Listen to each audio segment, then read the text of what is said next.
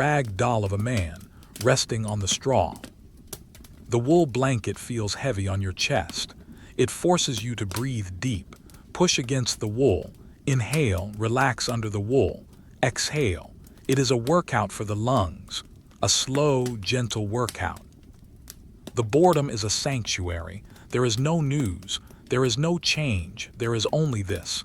This dark room, this cold floor, this warm bed, this breathing. And it is enough. It is more than enough. It is everything. Drift deeper. The bottom is not here yet. There is always more sleep. There is always more dark. Go down, down into the Roman night, down into the peace. The stillness of the room is a masterpiece, painted in black, painted in silence. You are the viewer, and the painting is absorbing you. You are becoming the painting. You are the still life. Stay here, don't move. Don't think, just be. Be the stone, be the wool, be the sleep. The fourth watch is almost over, but not yet. There is still time. Time to do nothing, time to rest, time to be boring, gloriously, wonderfully boring. The night has entered a state of heavy, suspended animation. We are deep in the final stretch of the Quarta Vigilia, the fourth watch. The darkness inside the room has acquired a density that feels almost liquid. It is no longer just the absence of light. It is a substance that fills the space between the floor and the ceiling, pressing against the plaster walls, holding the furniture in place. The city of Rome is wrapped in a thick pre-dawn mist. The mist rises from the Tiber River, creeps through the valleys between the 7 hills, and settles into the narrow streets. It dampens the sound. It muffles the world. It creates a barrier between the sleepers and the reality of the coming day. Inside the room, the air is not misty, but it is heavy with humidity and stillness. It is the breath of the house itself. The silence is absolute. It is a solid block of quiet. If you listen very closely, you can hear the faint, high-pitched ringing of your own nervous system, the sound of silence itself. Ee. It is a smooth, continuous tone. It is the sound of the brain idling. It is the sound of peace. Focus on the father. He lies on his back now, his arms resting at his sides. He looks like a carved effigy on a tomb, peaceful and permanent. His chest rises and falls with a geological slowness. Inhale, 1, 2, 3. Exhale, 1, 2, 3. The wool blanket moves with him. It is a landscape of fabric rising into a hill, then sinking into a valley. The wool is coarse and heavy. It pins him to the mattress. He could not move if he wanted to, but he does not want to. He is surrendered to the gravity of the sleep. The mother is turned away from him, facing the wall. Her face is inches from the cold plaster. She breathes the cool air that radiates from the bricks. It keeps her dreams cool. It keeps her mind clear. Her shoulder is covered by the lattice, the heavy blanket. She is a mix of temperatures, warm body, cold nose. This contrast is the secret to the deep coma of the late night. The children are a single, fused mass of warmth. They have moved in their sleep, unconsciously adjusting their positions to maximize contact. A knee touches a back. A hand touches a shoulder. They are a pile of puppies in a basket. They share the heat.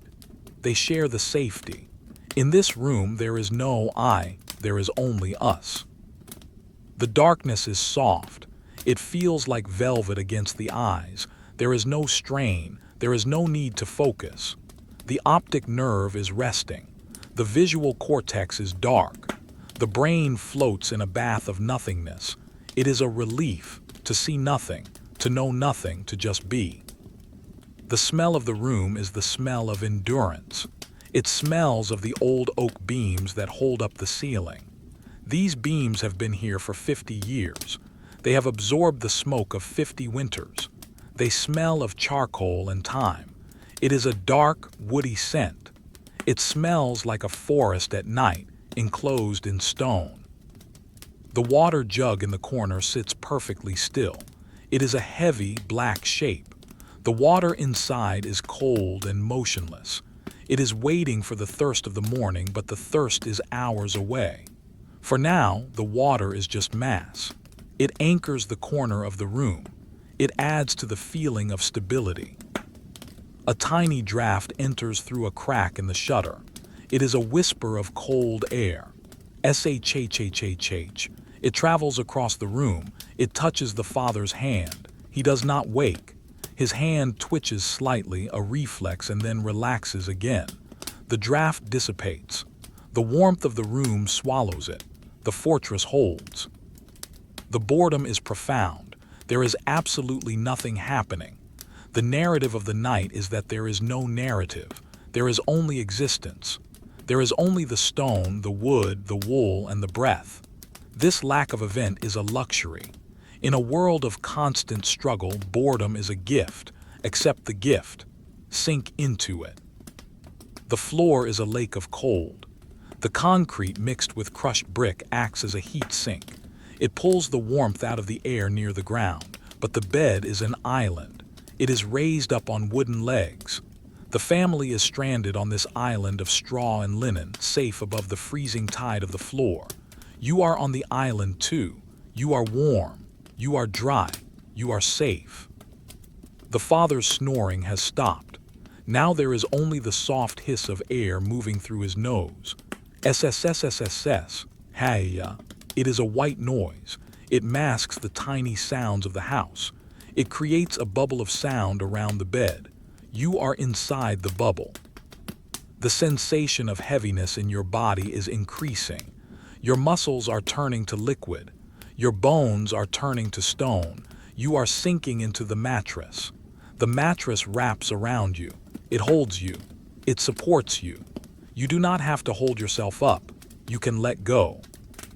The air in the room is thick with carbon dioxide from the sleepers. It acts as a natural anesthetic. It numbs the mind. It slows the thoughts. A thought tries to rise. Did I lock the? But the thought is too heavy. It sinks back down into the dark. It doesn't matter. Everything is locked. Everything is safe.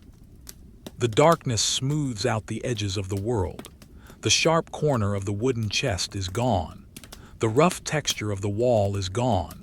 There are no edges in the dark. Everything is round. Everything is soft. Everything is continuous. The silence deepens. It feels like the room is buried underground, deep in the earth, where the roots of the trees are, where the stones are. It is a quiet place, a still place, a boring place.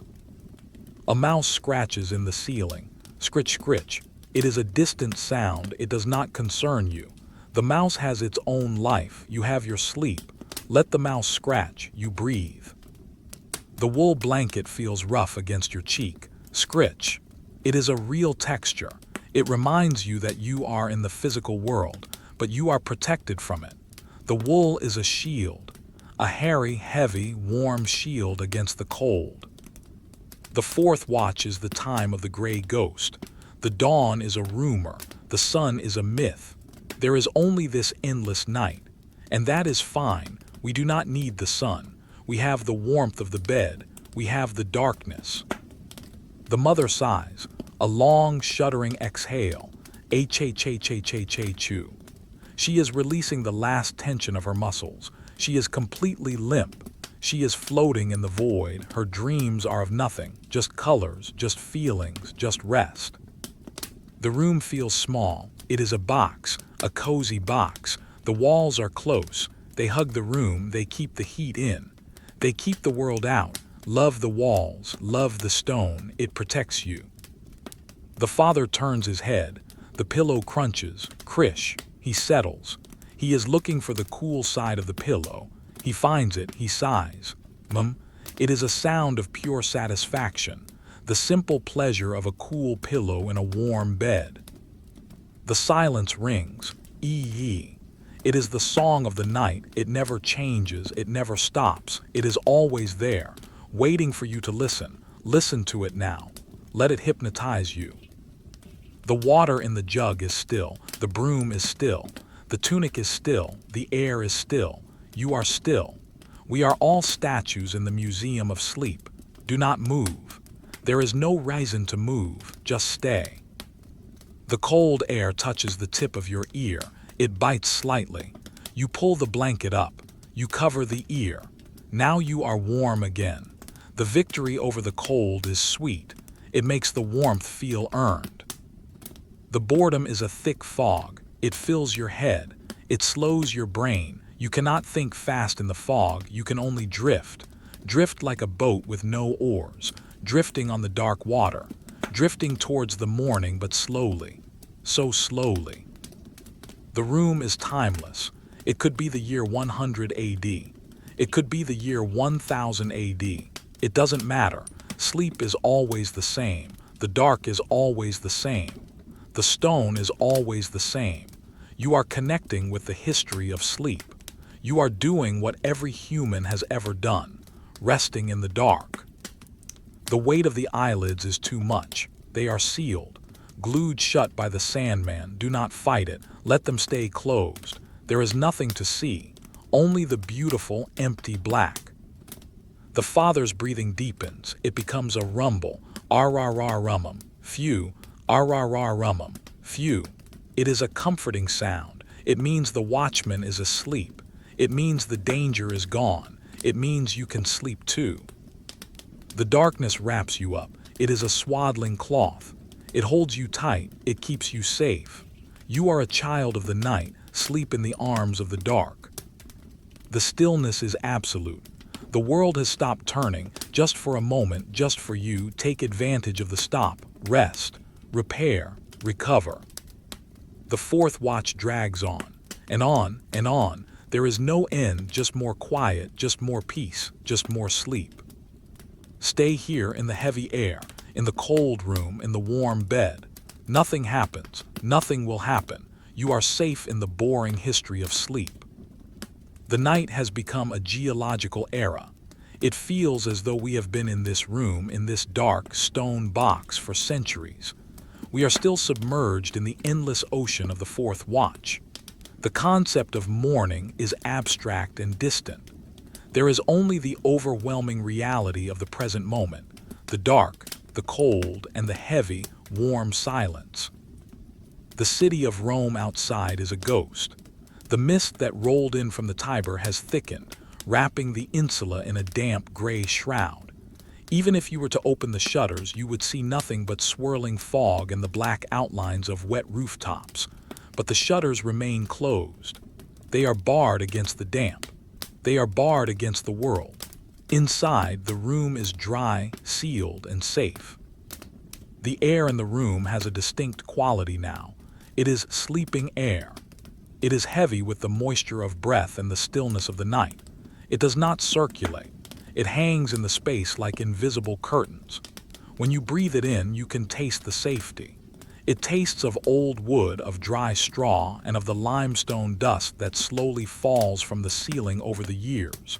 It is a thick, comforting taste. Focus on the stillness of the father's hand. It rests on the wool blanket, palm open, fingers slightly curled. It has not moved for an hour. It is a landscape of skin and bone relaxed into total passivity. The calluses on the palm are softened by the warmth of the bed. The dirt of the day's labor is hidden in the dark. The hand is just a shape. It demands nothing. It holds nothing. It is at peace. The mother breathes a rhythm of pure survival. Inhale, faint rustle of linen. Exhale, silent release of warmth. She is the furnace of the family. Her body heat radiates outward, captured by the heavy lattice blanket, warming the air around the father and the children. She is unaware of her role. She is simply existing, burning the fuel of the evening meal to keep the cold at bay. The children are a single, soft sculpture. They have melted together in the center of the mat. One child's head rests on another's stomach. They rise and fall together with the breath. It is a synchronized sleep. They are safe in the pile. The cold air of the floor surrounds them like a moat, but it cannot cross the barrier of the reed mats. They are on their island, dry and warm. The darkness is not empty space. It is a heavy fluid. It fills the room from the concrete floor to the wooden rafters. It presses against your skin. It weighs down your eyelids. Close them, it whispers. Keep them closed. There is no reason to look. The room is the same as it was an hour ago. The chest is in the corner. The jug is on the shelf. The darkness holds them in place. The silence is a ringing tone. Ee. It is a high, steady silver sound. It is the sound of the nervous system at rest. It is the sound of the city holding its breath. Listen to it. Let it occupy your mind. It pushes out the words. It pushes out the images. It leaves only the tone. The cold of the floor is intense. It is the kind of cold that seeps into the bones of the building. The bricks are cold. The mortar is cold. The wooden beams are cold. The entire structure is hibernating, but the bed is warm. The contrast is sharp. Your face feels the bite of the air, but your body feels the embrace of the summer. This duality is the luxury of the poor Roman. To be warm in a cold world is the greatest wealth. A timber in the wall groans, rack. It is a slow, agonizing sound of wood settling under weight. It echoes briefly in the silence. Then it is gone. The room absorbs the sound. The silence returns, heavier than before. The house is just adjusting its shoulders for the long wait until dawn. The boredom is absolute, and it is beautiful. There is nothing to fix. There is nothing to clean. There is nothing to say. The mind searches for a task, finds none, and shuts down. It powers off. The lights go out in the brain. There is only the void, the peaceful black void. The smell of the room is the smell of the past. It smells of generations of sleepers.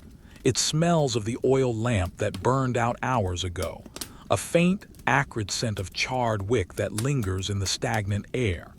It mixes with the smell of the wool, musky, oily, organic. It is a human smell. It is the smell of life persisting in the dark. The water jug in the corner is a masterpiece of stillness. It has not moved a millimeter.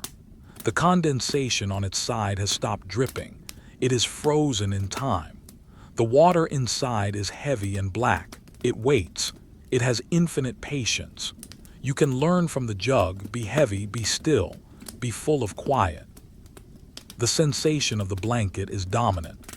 It is a heavy, scratchy weight on your chest. It restricts your breathing slightly.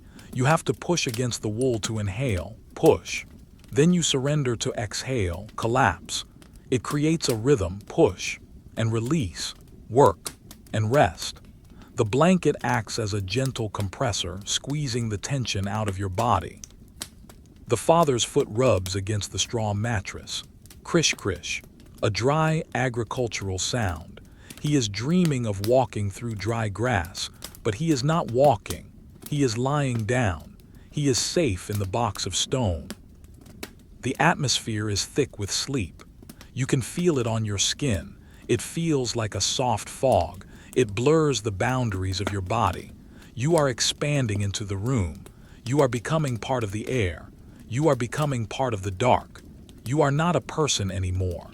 You are just a presence, a warm spot in a cold room. The fourth watch is the time of the deep clean. The brain is flushing out the waste products of the day. It is a physical process that requires total shutdown. You are shut down. The factory is closed. The workers have gone home. There is only the night watchman breathing slowly in the dark. The mother sighs, h-h-h-h-h-m-m-m-m, a sound of profound comfort. She shifts her leg, seeking a cooler patch of linen. She finds it. She settles. The rhythm resumes. The continuity is unbroken. The darkness is a soft blanket. It wraps around your mind. It muffles the sharp thoughts. It blurs the worries. They fade away into the gray background. You cannot hold onto a worry in this dark.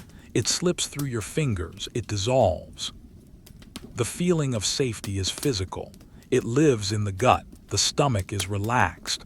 The breath goes deep. There are no tigers here. There are no centurions here. There is only the family, and the stone walls, and the heavy oak door. You are protected. A mouse moves in the wall cavity. Scritch, scratch.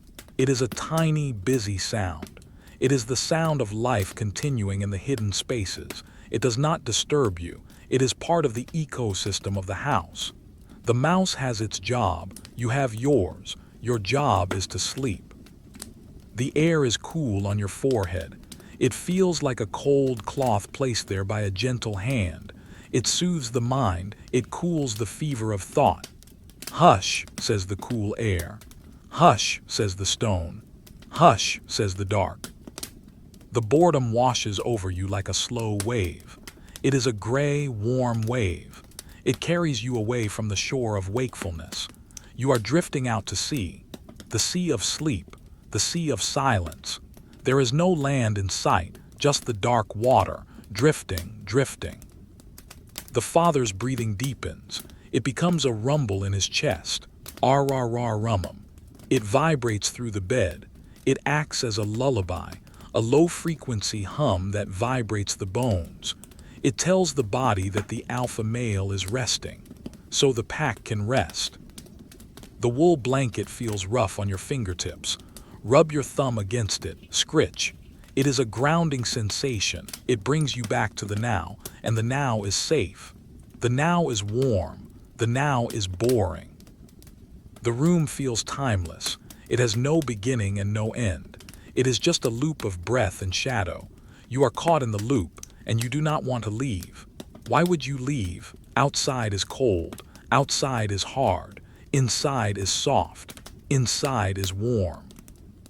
The water in the jug is motionless. The dust on the floor is motionless. The spider in the web is motionless. The entire universe has paused. It is waiting for you to be fully rested. It will not start again until you are ready. And you are not ready yet. You need more time, more dark, more sleep. The fourth watch drags on. It is infinite. It is a long, dark tunnel. You are floating through the tunnel. There is no light at the end yet, just more tunnel, just more quiet. Enjoy the tunnel. It is a shelter.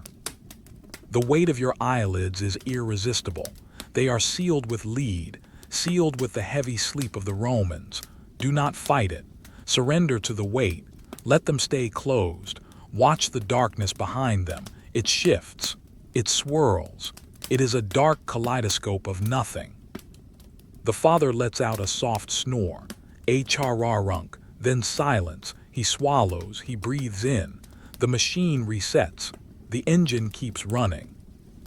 The cold tries to enter through the shutter. It presses against the wood, but the wood holds. The iron latch holds. You are inside the fortress of sleep. The boredom is a thick fog.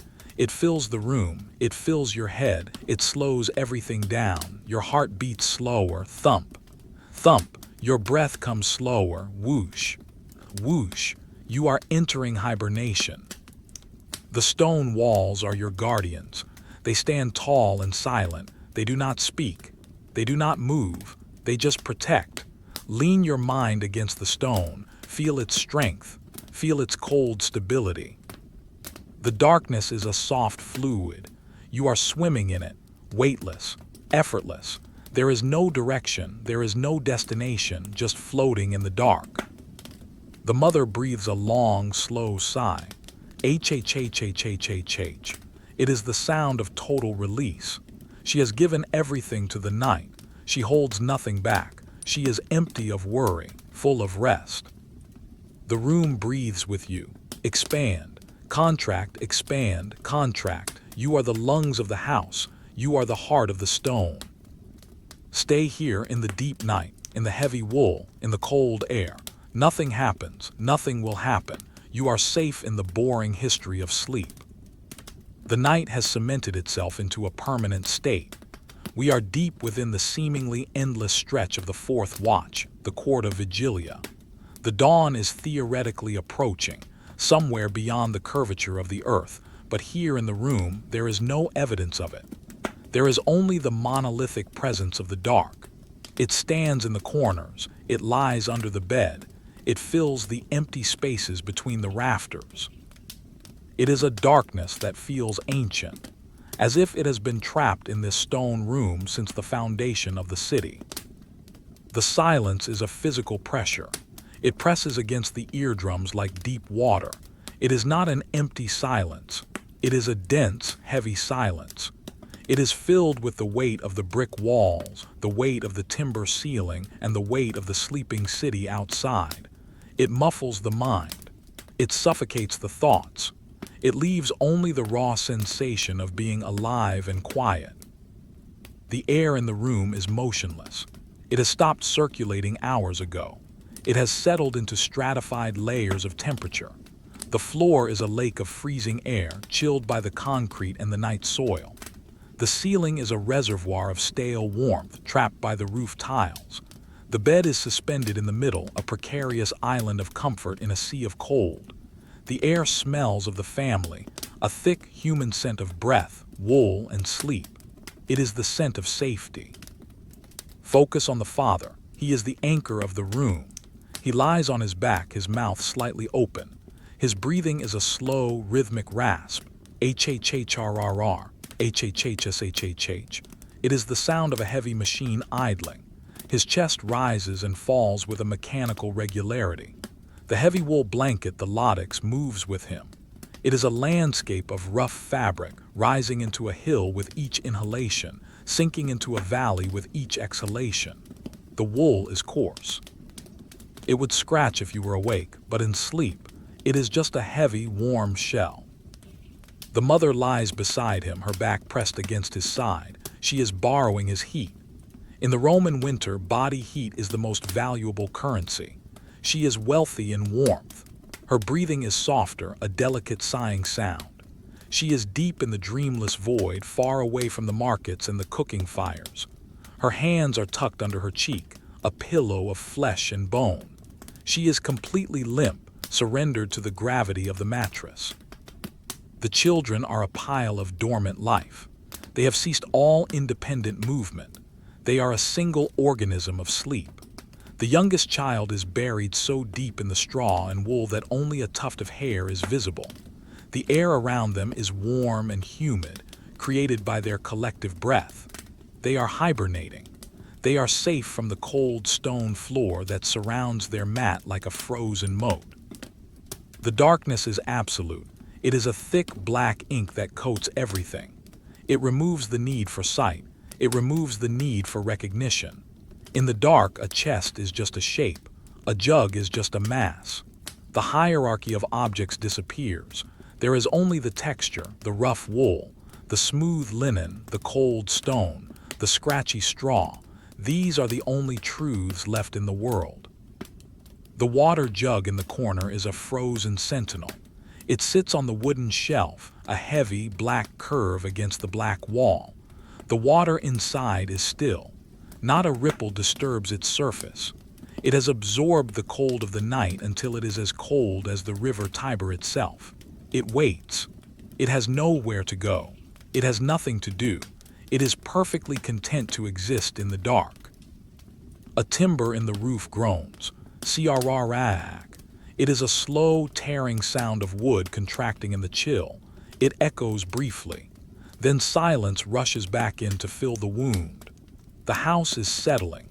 It is hunkering down against the night. It is a living thing made of dead trees and baked earth, protecting the soft creatures inside. The boredom is profound. It is a thick gray fog that fills the mind. There is no stimulation. There is no excitement. There is no news. There is only the sensation of lying horizontal, the sensation of being heavy, the sensation of doing nothing. It is a relief. To be boring is to be safe. To be boring is to be rested. The cold of the floor is a constant threat, but a distant one. It is the enemy at the gates, but the gates are barred. The bed is the fortress.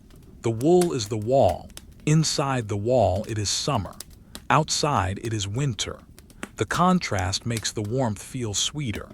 Every time your nose feels the cold air, your body rejoices in the heat of the bed. The father's hand hangs off the side of the mattress. His fingers are relaxed, curling slightly towards the palm. The tips of his fingers brush the cold air near the floor. He pulls his hand back instinctively.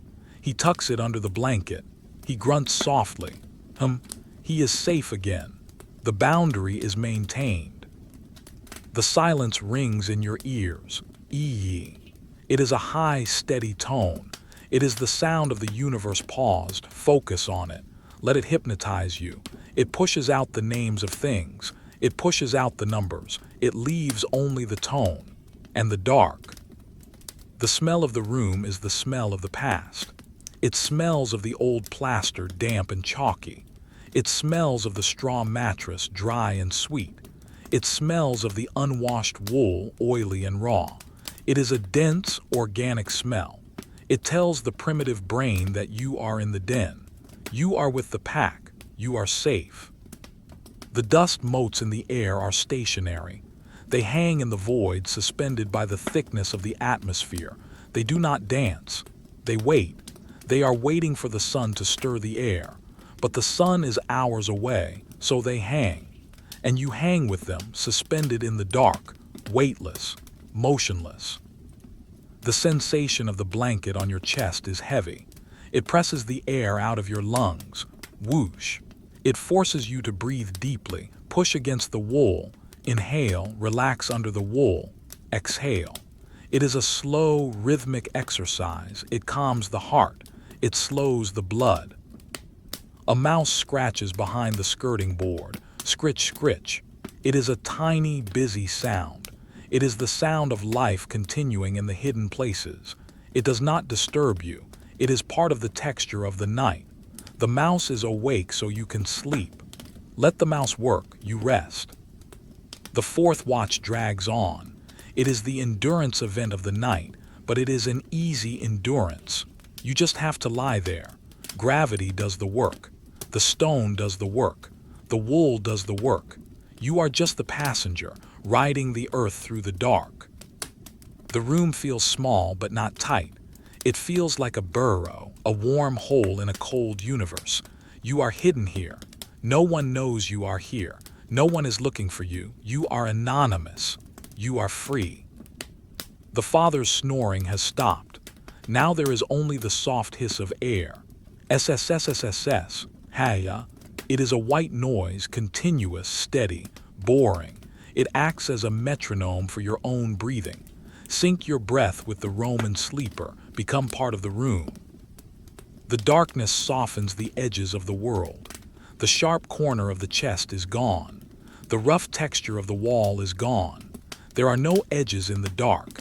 Everything is round. Everything is soft. Everything is blurred. You are blurred. You are losing your shape, melting into the bed, melting into the night. The feeling of heaviness in your limbs is delicious. Your legs are stones. Your arms are lead. Your head is a boulder. You are sinking, sinking through the mattress, sinking through the floor, down into the earth, into the deep, quiet earth. The cold air touches the tip of your ear. It bites. You pull the blanket up. You cover the ear. The warmth returns. It is a small victory, but it feels important. You have won the battle against the cold. The boredom washes over you like a gray wave. It drowns the active mind. There is nothing to figure out. There is nothing to win. There is only lying down and waiting and breathing. The water in the jug is motionless. The broom is motionless. The tunic is motionless. We are all statues in the dark, carved from sleep, carved from silence. Do not move. There is no reason to move. Just stay. The mother sighs. H-H-H-H-H-M-M-M. She turns her head. The pillow rustles. Krish. She settles. She is looking for the cool side of the pillow. She finds it. It is a moment of pure physical pleasure. Cool linen on a warm cheek. Simple, perfect. The silence deepens. It feels like the room is underwater, deep, deep underwater, where there is no light, where there is no sound, only the pressure, only the peace. The father breathes out a long, slow whistle. Wee-you. It is a faint, funny sound, but no one laughs. The room absorbs it. The silence rushes back in. The fourth watch is the time of the gray ghost. The morning is a ghost. It haunts the horizon, but it is not real yet. Here, only the night is real. Only the shadow is real. Embrace the shadow. Wrap it around you. Wear the darkness. The weight of your eyelids is irresistible. They are sealed, glued shut by the sleep. Do not fight it. Let them stay closed. Watch the darkness behind them. It shifts. It swirls. It is a dark kaleidoscope of nothing. The air is stale. It is thick with the breath of the family. It acts as a sedative. It numbs the brain. It slows the thoughts. Fuzzy thoughts, slow thoughts, no thoughts. The stone walls are your guardians. They stand tall and silent. They do not speak. They do not move. They just protect. Lean your mind against the stone. Feel its strength. Feel its cold stability. The room is timeless. It has no beginning and no end. It is just a loop of breath and shadow. You are caught in the loop, and you do not want to leave. Why would you leave? Outside is cold. Outside is hard. Inside is soft. Inside is warm. The darkness wraps you up. It is a swaddling cloth. It holds you tight. It keeps you safe. You are a child of the night. Sleep in the arms of the dark. The stillness is absolute. The world has stopped turning, just for a moment, just for you. Take advantage of the stop. Rest. Repair. Recover. The fourth watch continues. There is no end in sight, just more dark, just more quiet, just more peace. Stay here in the heavy air, in the cold room, in the warm bed. Nothing happens. Nothing will happen. You are safe in the boring history of sleep. The father's chest rises, creak. The bed frame protests slightly. The chest falls, silence. The rhythm is unbroken. The engine runs on. The wool blanket feels rough on your fingertips. Rub your thumb against it, scritch. It is a grounding sensation. It brings you back to the now, and the now is safe. The now is warm. The now is boring. Drift deeper. The bottom is not here yet. There is always more sleep. There is always more dark. Go down, down into the Roman night, down into the peace. The night has solidified into a monument of time. We are suspended in the final, deepest chamber of the fourth watch. This is the time the Romans called crepusculum, not yet the twilight of dawn, but the darkest point that precedes it. It is a time when the world feels abandoned by the sun, left to drift in a universe made entirely of shadow and stone. The silence in the room is a physical structure. It feels built, brick by invisible brick, until it seals the occupants inside a tomb of quiet. It is not a scary tomb. It is a protective one. It walls out the noise of history. It walls out the demands of the future. There is only the eternal now, stretched thin over the sleeping city. The air in the room is heavy, motionless, and stratified. The cold air has sunk to the floor, creating a knee-deep lake of chill. It smells of the earth beneath the foundation, a damp, mineral scent that is ancient and clean. Above this lake, the warm air hovers, trapped by the ceiling and fed by the breath of the sleepers. It is a thick, humid cloud of comfort. Focus on the father. He lies on his back, a mountain of stillness. His chest is a broad landscape under the heavy wool blanket. It rises with the slow inevitability of a tide. Inhale. The wool stretches, creating tension in the weave. Exhale. The wool collapses, settling into the valleys of his form. He is not dreaming of work. He is not dreaming of the legion or the harvest. He is in the void. His mind is a polished stone, smooth and dark, reflecting nothing. The mother lies curled against him. She is the keeper of the warmth. Her body heat is a radiant force, trapped by the layers of bedding. She breathes in a shallow, delicate rhythm. Her breath hits the cold air of the room and vanishes instantly, a tiny ghost of vapor. Her hand is tucked under the pillow, seeking the pressure, seeking the ground. She is anchored to the bed by gravity and exhaustion. The children are a tangle of soft limbs and heavy breathing. They have become a single thermal unit, a battery of life in the center of the cold room. The youngest child stirs, turning his head from left to right. Rustle. The straw mattress complains softly. He settles. He sighs. H-ha-cha-cha. The sound is swallowed by the silence. The pack remains unbroken. The darkness is absolute. It is a substance that fills the eyes, heavy and soothing. It removes the burden of sight. In the dark, there is no need to judge, no need to measure, no need to identify. A chair is just a shape. A wall is just a barrier. The world is simplified to its raw geometry. Your eyes are heavy. They are sealed with the glue of sleep. Do not open them. There is nothing to see. Only the black velvet of the Roman night. The boredom is profound. It is a thick gray blanket that covers the mind. There is no news. There is no change. There is only the slow drip of time. Drip, drip. It is mesmerizing. It slows the heart rate. It slows the thoughts until they stop completely. To be bored is to be free. The water jug in the corner is a study in stillness. It sits on the wooden shelf, a heavy black curve against the black wall. The water inside is motionless. It has absorbed the cold of the night until it is a block of liquid ice. It waits. It has nowhere to go. It has nothing to do. It is perfectly content to exist in the dark. A timber in the ceiling gives a low groan. Ur-a-rack. It is a slow, agonizing sound of wood contracting in the chill. It echoes briefly. Then silence rushes back in to fill the wound. The house is settling. It is huddling down against the night.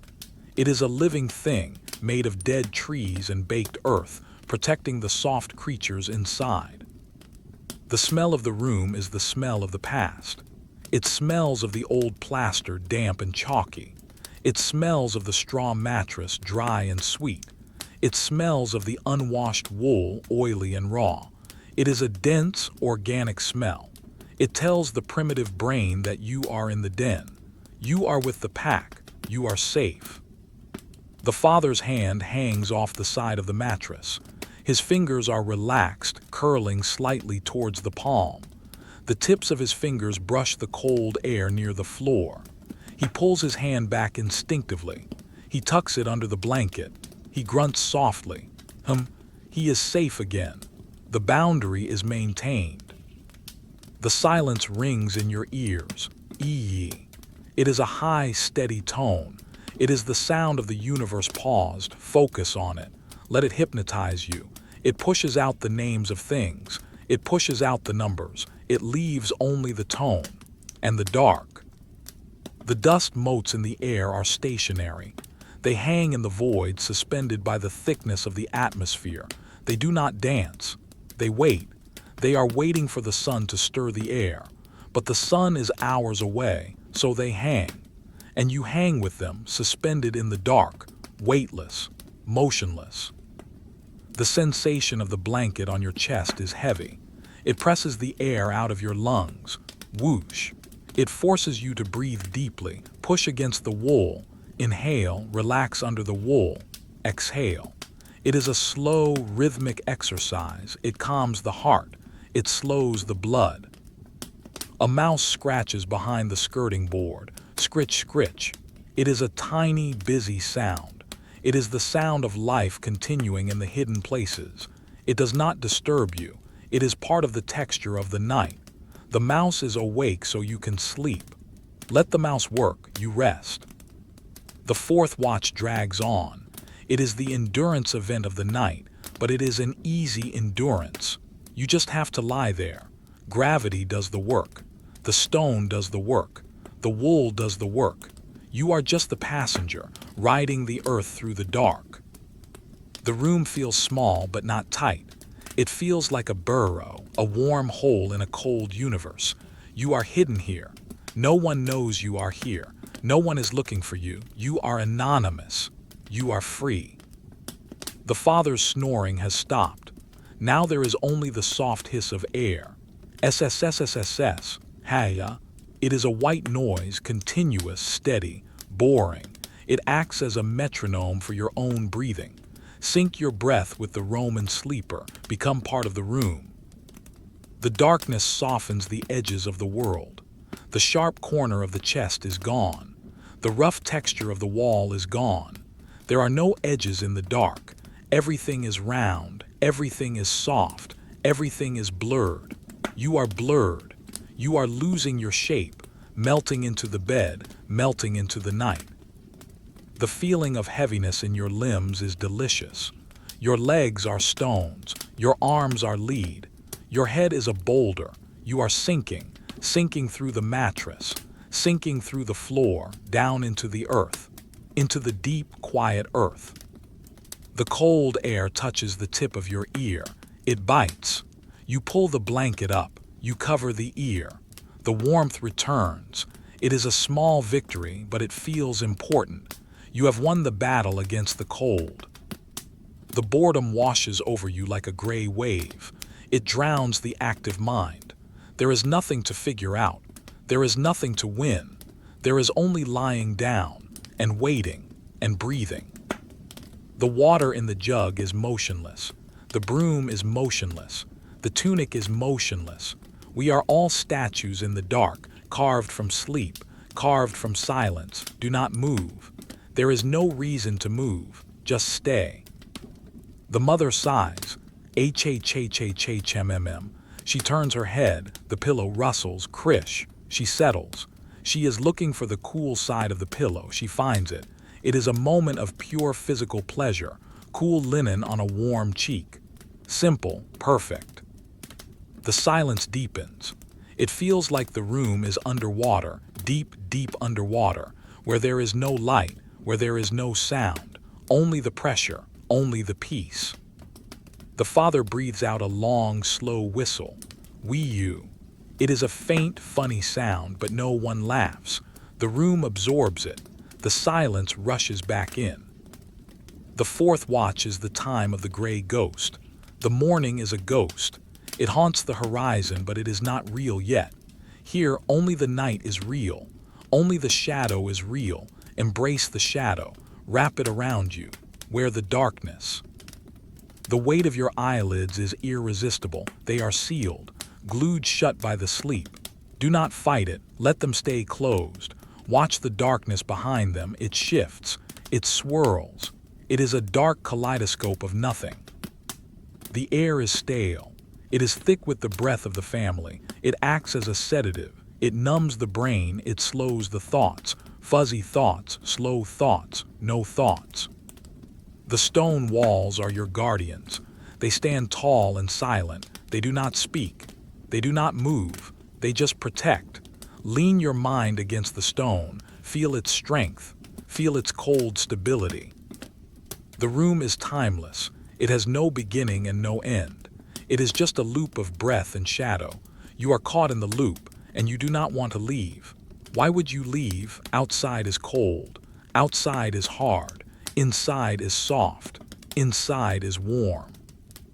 The darkness wraps you up. It is a swaddling cloth. It holds you tight. It keeps you safe. You are a child of the night. Sleep in the arms of the dark. The stillness is absolute. The world has stopped turning. Just for a moment, just for you, take advantage of the stop. Rest. Repair. Recover. The fourth watch continues. There is no end in sight, just more dark, just more quiet, just more peace. The father's sandals lie by the door. Caligy. They are leather and iron. They are cold now. The leather is stiff. They are waiting for feet that are currently warm and soft. The contrast between the cold shoe and the warm foot is a problem for the morning. Tonight, the feet are free. They are bare. They are rubbing against the wool. Scritch. It is a sensation of freedom. A draft moves the dust under the bed. A tiny tumbleweed of lint rolls an inch. It stops. The air settles. The movement was an illusion or a dream. It doesn't matter. Nothing matters in the dark. The mother breathes a long, shuddering sigh. H-H-H-H-H-H-H. It is the sound of a weight being lifted. She is lighter in her sleep. She is floating, floating on the dark water of the night, drifting away from Rome, drifting into the ether. The room is a box of shadows. The shadows are heavy. They fill the corners. They fill the space under the table. They fill your mind. Let the shadows in. They are friendly. They are quiet. The silence is a heavy blanket. It covers you. It tucks you in. It weighs you down. You are safe under the silence. Nothing can reach you. You are invisible in the dark. The father's hand is open. The palm faces the ceiling. It is a gesture of surrender. He is not grasping anything. He is not holding anything. He is empty-handed. And because he is empty-handed, he is free to sleep. You can be empty-handed too. Put down your worries. Put down your plans. Leave them on the floor with the cold air. Keep only the warmth. The room is drifting, like a boat on a calm sea at night. No stars, no moon, just the black water and the boat, drifting, drifting, drifting.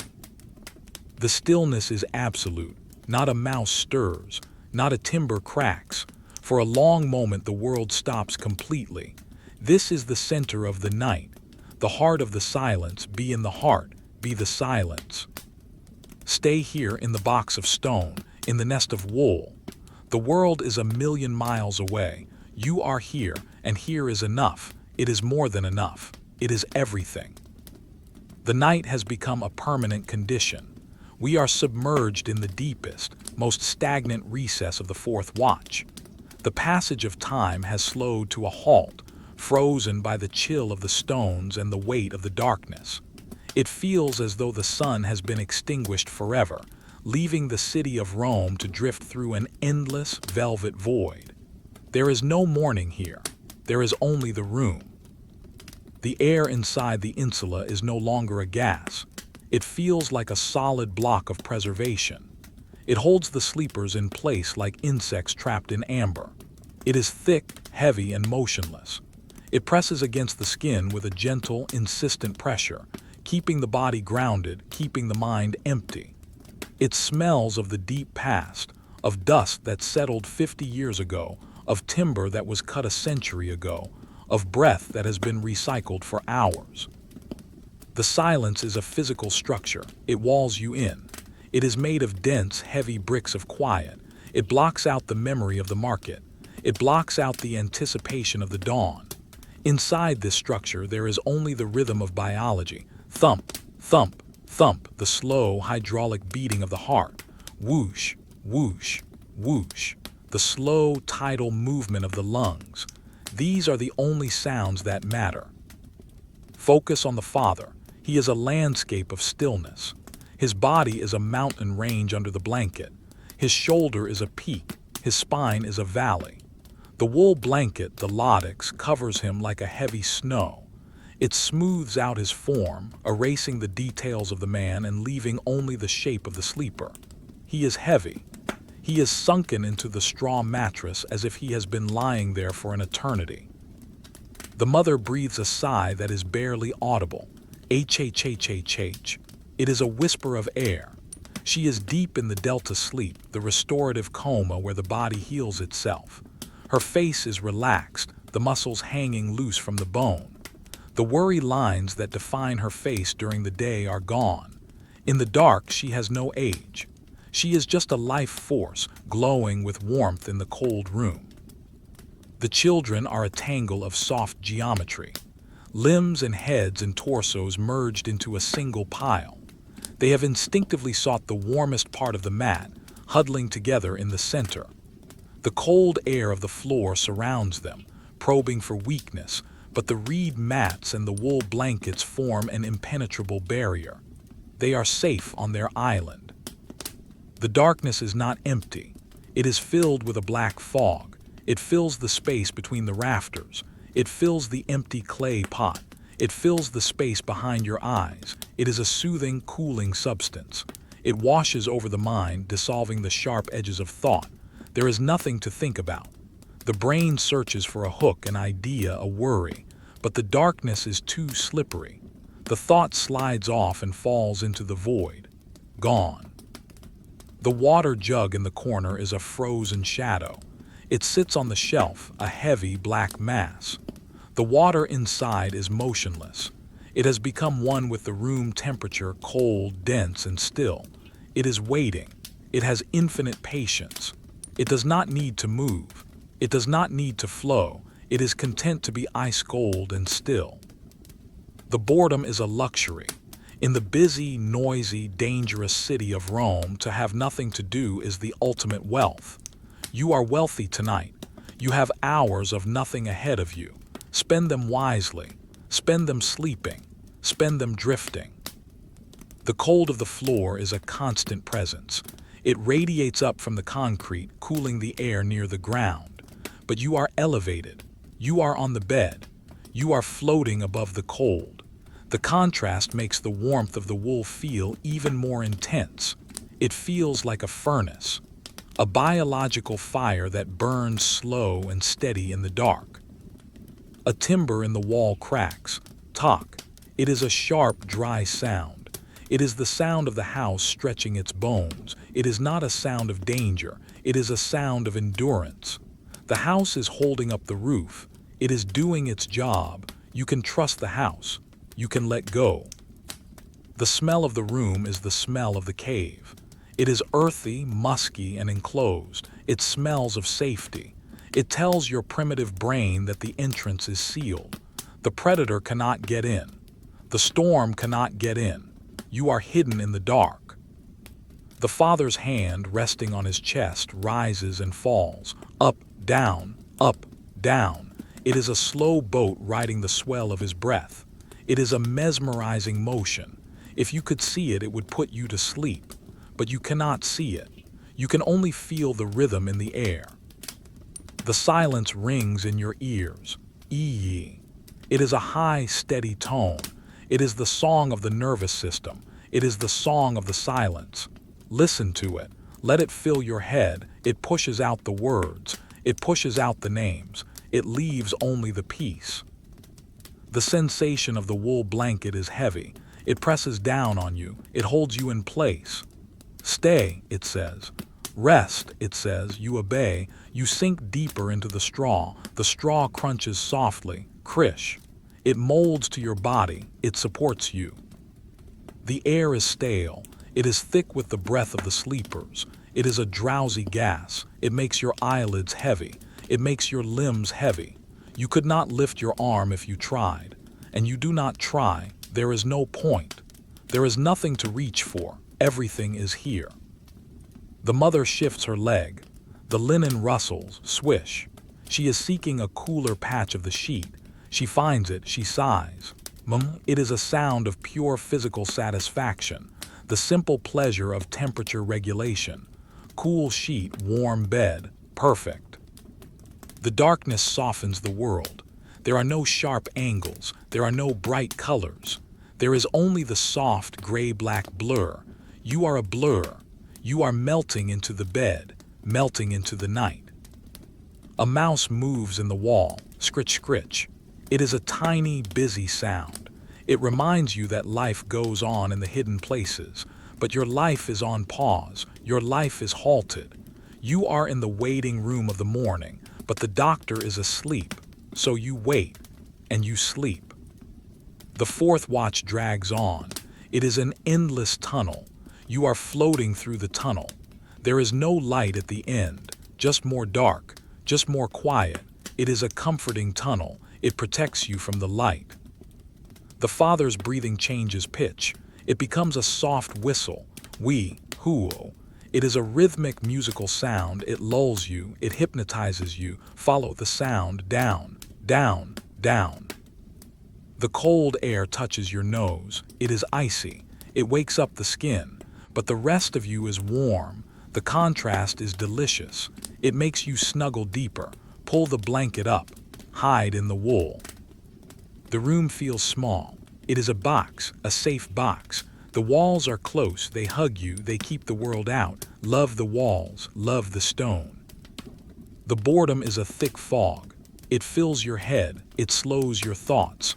You cannot think fast in the fog. You can only drift. Drift like a cloud. Drifting in the dark sky of the room. The water in the jug is motionless. The broom is motionless. The tunic is motionless. Everything is still. The universe has stopped just for you. Take advantage of the stop. Rest. Repair. Recover. The father lets out a snore. Chararunk. Then silence. He swallows. He breathes in. The machine resets. The engine keeps running. The wool blanket feels rough on your fingertips. Rub your thumb against it. Scritch. It is a grounding sensation. It brings you back to the now, and the now is safe. The now is warm. The now is boring. The darkness wraps you up. It is a swaddling cloth. It holds you tight. It keeps you safe. You are a child of the night. Sleep in the arms of the dark. The stillness is absolute. The world has stopped turning, just for a moment, just for you. Take advantage of the stop. Rest. Repair. Recover. The fourth watch continues. There is no end in sight, just more dark, just more quiet, just more peace. The stone floor is a landscape of ice. It waits for the feet of the morning, but the feet are tucked away, warm and soft. The floor waits. It has patience. It is made of rock. The air is heavy. It sits on your chest. It slows your breath. In, out, in, out. You are breathing the history of the room, the breath of the ancestors. It is peaceful breath. The father's back is a wall. It radiates heat. The mother lies against it. She absorbs the heat. It is a transfer of energy, silent, invisible, vital. The room is timeless. It has no clock. It has no calendar. It is just a space in the dark. You are floating in the space, weightless, free. The boredom washes over you. It is a gray wave. It pulls you under the surface of consciousness, into the deep water where it is quiet, where it is still. The dust motes hang in the air. They are frozen stars in a dark sky. They do not twinkle. They just hang, suspended in the silence. The sensation of the mattress is lumpy, but the lumps are familiar. Your body knows the map of the bed. You navigate the hills and valleys. You find the comfortable spot. You sink in. The darkness is a soft fluid. You are swimming in it. There is no resistance. You glide through the dark, effortless, silent. The father breathes out a long, slow sigh. H-H-H-H-H-H-H. It is the sound of total release. He has let go of everything. The burden of the day is gone. He is light. He is free. The room breathes with you. Expand. Contract, expand, contract. You are the lungs of the house. You are the heart of the stone. Stay here in the deep night, in the heavy wool, in the cold air. Nothing happens. Nothing will happen. You are safe in the boring history of sleep. The latch on the door is rusted shut. It will not open easily. That is good. It means the world cannot get in. You are sealed. You are safe. The silence is a heavy blanket. It covers you. It tucks you in. It weighs you down. You are safe under the silence. Nothing can reach you. You are invisible in the dark. The mother moves her hand. It touches the wall, scrape, a tiny sound. She pulls it back to the warmth. The wall is cold. The bed is warm. The lesson is learned again in sleep. The darkness smooths out the edges. Everything is soft. Everything is blurred. You are blurred. You are losing your shape, melting into the bed, melting into the night. The feeling of heaviness in your limbs is delicious. Your legs are stones. Your arms are lead. Your head is a boulder. You are sinking through the mattress, sinking through the floor, down into the earth, into the deep, quiet earth. The cold air touches the tip of your ear. It bites. You pull the blanket up. You cover the ear. The warmth returns. It is a small victory, but it feels important. You have won the battle against the cold.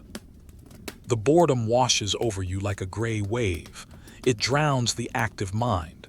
There is nothing to figure out. There is nothing to win. There is only lying down and waiting and breathing. The water in the jug is motionless. The broom is motionless. The tunic is motionless. We are all statues in the dark, carved from sleep, carved from silence. Do not move. There is no reason to move. Just stay. The silence deepens. It feels like the room is sinking through the floor, sinking through the earth, down to the center of the world, where it is warm, where it is quiet, where nothing ever happens. The fourth watch drags on. It is infinite. It is a long, dark tunnel. You are floating through the tunnel. There is no light at the end yet, just more tunnel, just more quiet. Enjoy the tunnel. It is a shelter. The father's hand twitches. A dream of gripping a tool, then it relaxes. The tool is gone. The work is gone. Only the rest remains. The air is cool on your forehead. It feels like a blessing, a cold hand on a hot brow.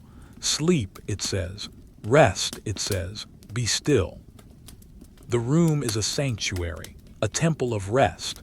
The gods of this temple are silence and shadow. Worship them by sleeping. Worship them by doing absolutely nothing. Drift deeper. The bottom is not here yet. There is always more sleep. There is always more dark. Go down, down into the Roman night, down into the peace. Stay here in the block of silence, in the frozen time. The world can wait. The empire can wait. You have an appointment with the dark, and you are right on time. Drift, float, sink. The Roman night is endless, and you are part of it. The night has cemented itself into the very foundations of the city. We are drifting through the endless corridor of the fourth watch. It is a time outside of time. If there were clocks in this room, their hands would be frozen. The sun is a memory so distant it feels like a myth. There is only the overwhelming, encompassing reality of the dark. The air in the room has achieved a perfect, stagnant equilibrium. It does not move. It does not circulate. It hangs heavy and thick, like an invisible curtain draping over the furniture and the sleepers. It is air that has been breathed and warmed, cooled and settled. It tastes of the limestone walls, a dry, chalky taste that coats the back of the throat. It is the taste of the earth itself. The silence is no longer just the absence of noise, it is a physical presence. It presses against the ears with a soft, velvet weight. It dampens the mind, it suffocates the urge to think. In this silence, a thought is too loud, a worry is too sharp. The only thing that can exist here is the dull, rhythmic pulse of existence. Thump, thump, thump. The heart beats. The world waits. Focus on the father. He lies on his side now, a sprawling ridge of wool and muscle. His breathing has become a slow, hydraulic process. Inhale. The heavy blanket lifts, fighting gravity. Exhale. The blanket falls, surrendering to the pull of the earth. It is a sound like the sea, distant and rhythmic. Whoosh. S-H-H-H-H. Whoosh. S-H-H-H-H. He is the engine of the room, keeping the time with his lungs. His dreams are gone. He is floating in the gray void of pure rest. The mother is a statue of stillness. She lies on her back, her hands folded loosely over her stomach. She is conserving every calorie of heat. Her body has melted into the straw mattress, finding the hollows and the soft spots. She is anchored to the bed. If she tried to rise, the weight of the night would push her back down. Not yet, it would say. Stay. The children are a single, fused mass of warmth on the floor. They have instinctively moved away from the cold edges of the reed mat, clustering in the center. One child's head rests on another's shoulder. A foot is tucked under a leg. They are a puzzle of limbs, locked together against the cold. The air above them is warm, a small cloud of life in the freezing room. The darkness is absolute. It is a thick black fluid that fills the room. It enters the eyes and soothes the optic nerve. It washes away the images of the day. The bright colors of the market, the glare of the sun on the white marble, all gone. Replaced by the soothing monochromatic black. It is a relief to see nothing, to interpret nothing, to just be in the dark. The boredom is a heavy cloak. It wraps around your shoulders, it weighs you down. There is no entertainment here, there is no distraction. There is only the slow passage of seconds. 1, 2, 3. It is mesmerizing, it is hypnotic. It is the ultimate sedative. The water jug in the corner is a frozen shadow. It sits on the wooden shelf, a heavy black mass against the black wall. The water inside is motionless. It has absorbed the chill of the night until it is a block of liquid ice. It waits. It has nowhere to go. It has infinite patience. It is content to simply exist, cold and heavy. A timber in the ceiling gives a low groan, rack. It is a slow, tearing sound of wood contracting in the chill. It echoes briefly in the silence. Then it is gone. The silence rushes back in, filling the space where the sound was. The house is settling. It is huddling down against the night. The smell of the room is the smell of the cave. It is earthy, musky, and enclosed. It smells of safety. It tells your primitive brain that the entrance is sealed. The predator cannot get in. The wind cannot get in. You are hidden in the dark. The father's hand hangs off the side of the mattress. His fingers are relaxed, curling slightly towards the palm.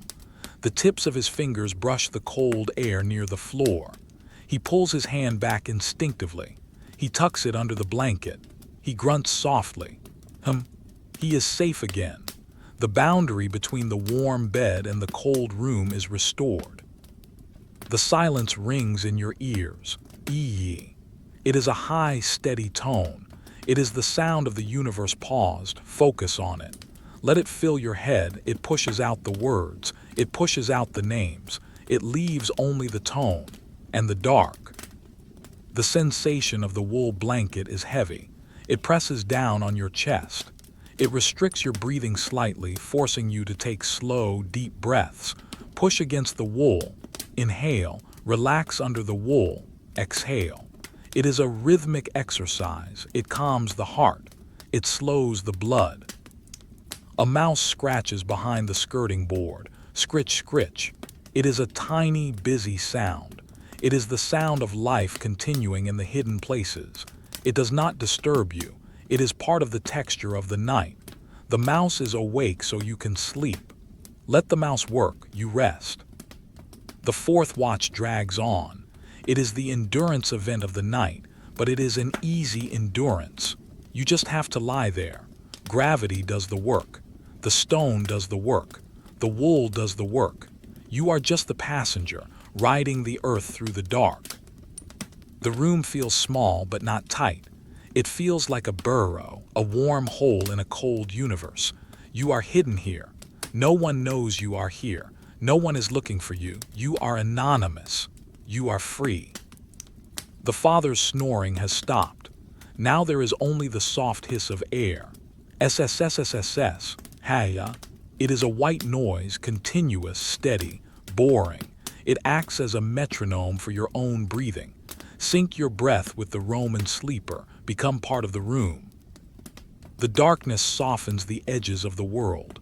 The sharp corner of the chest is gone. The rough texture of the wall is gone.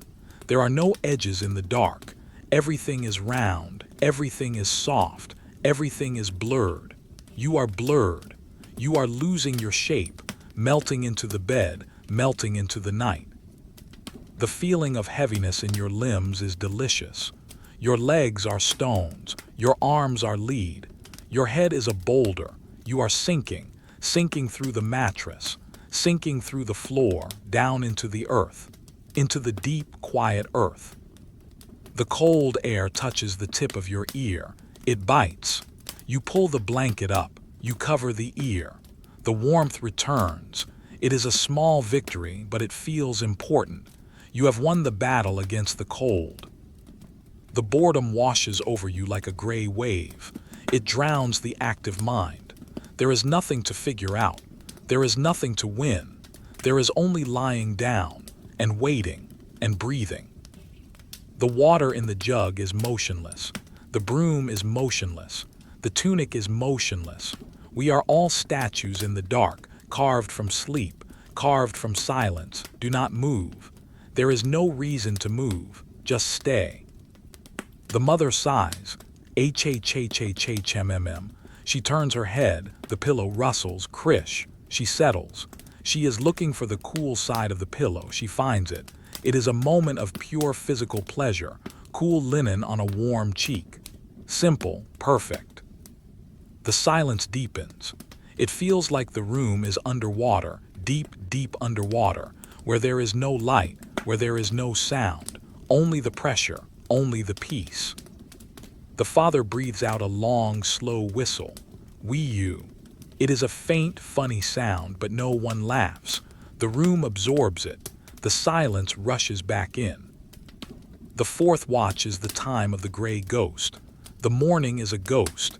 It haunts the horizon, but it is not real yet. Here, only the night is real. Only the shadow is real. Embrace the shadow. Wrap it around you. Wear the darkness. The weight of your eyelids is irresistible. They are sealed, glued shut by the sleep.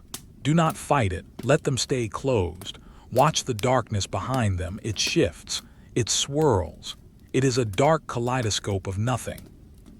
The air is stale. It is thick with the breath of the family. It acts as a sedative. It numbs the brain. It slows the thoughts. Fuzzy thoughts, slow thoughts, no thoughts. The stone walls are your guardians. They stand tall and silent. They do not speak. They do not move. They just protect. Lean your mind against the stone. Feel its strength. Feel its cold stability. The room is timeless. It has no beginning and no end.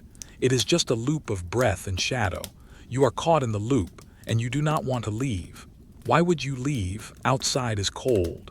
Outside is hard. Inside is soft. Inside is warm. The darkness wraps you up. It is a swaddling cloth.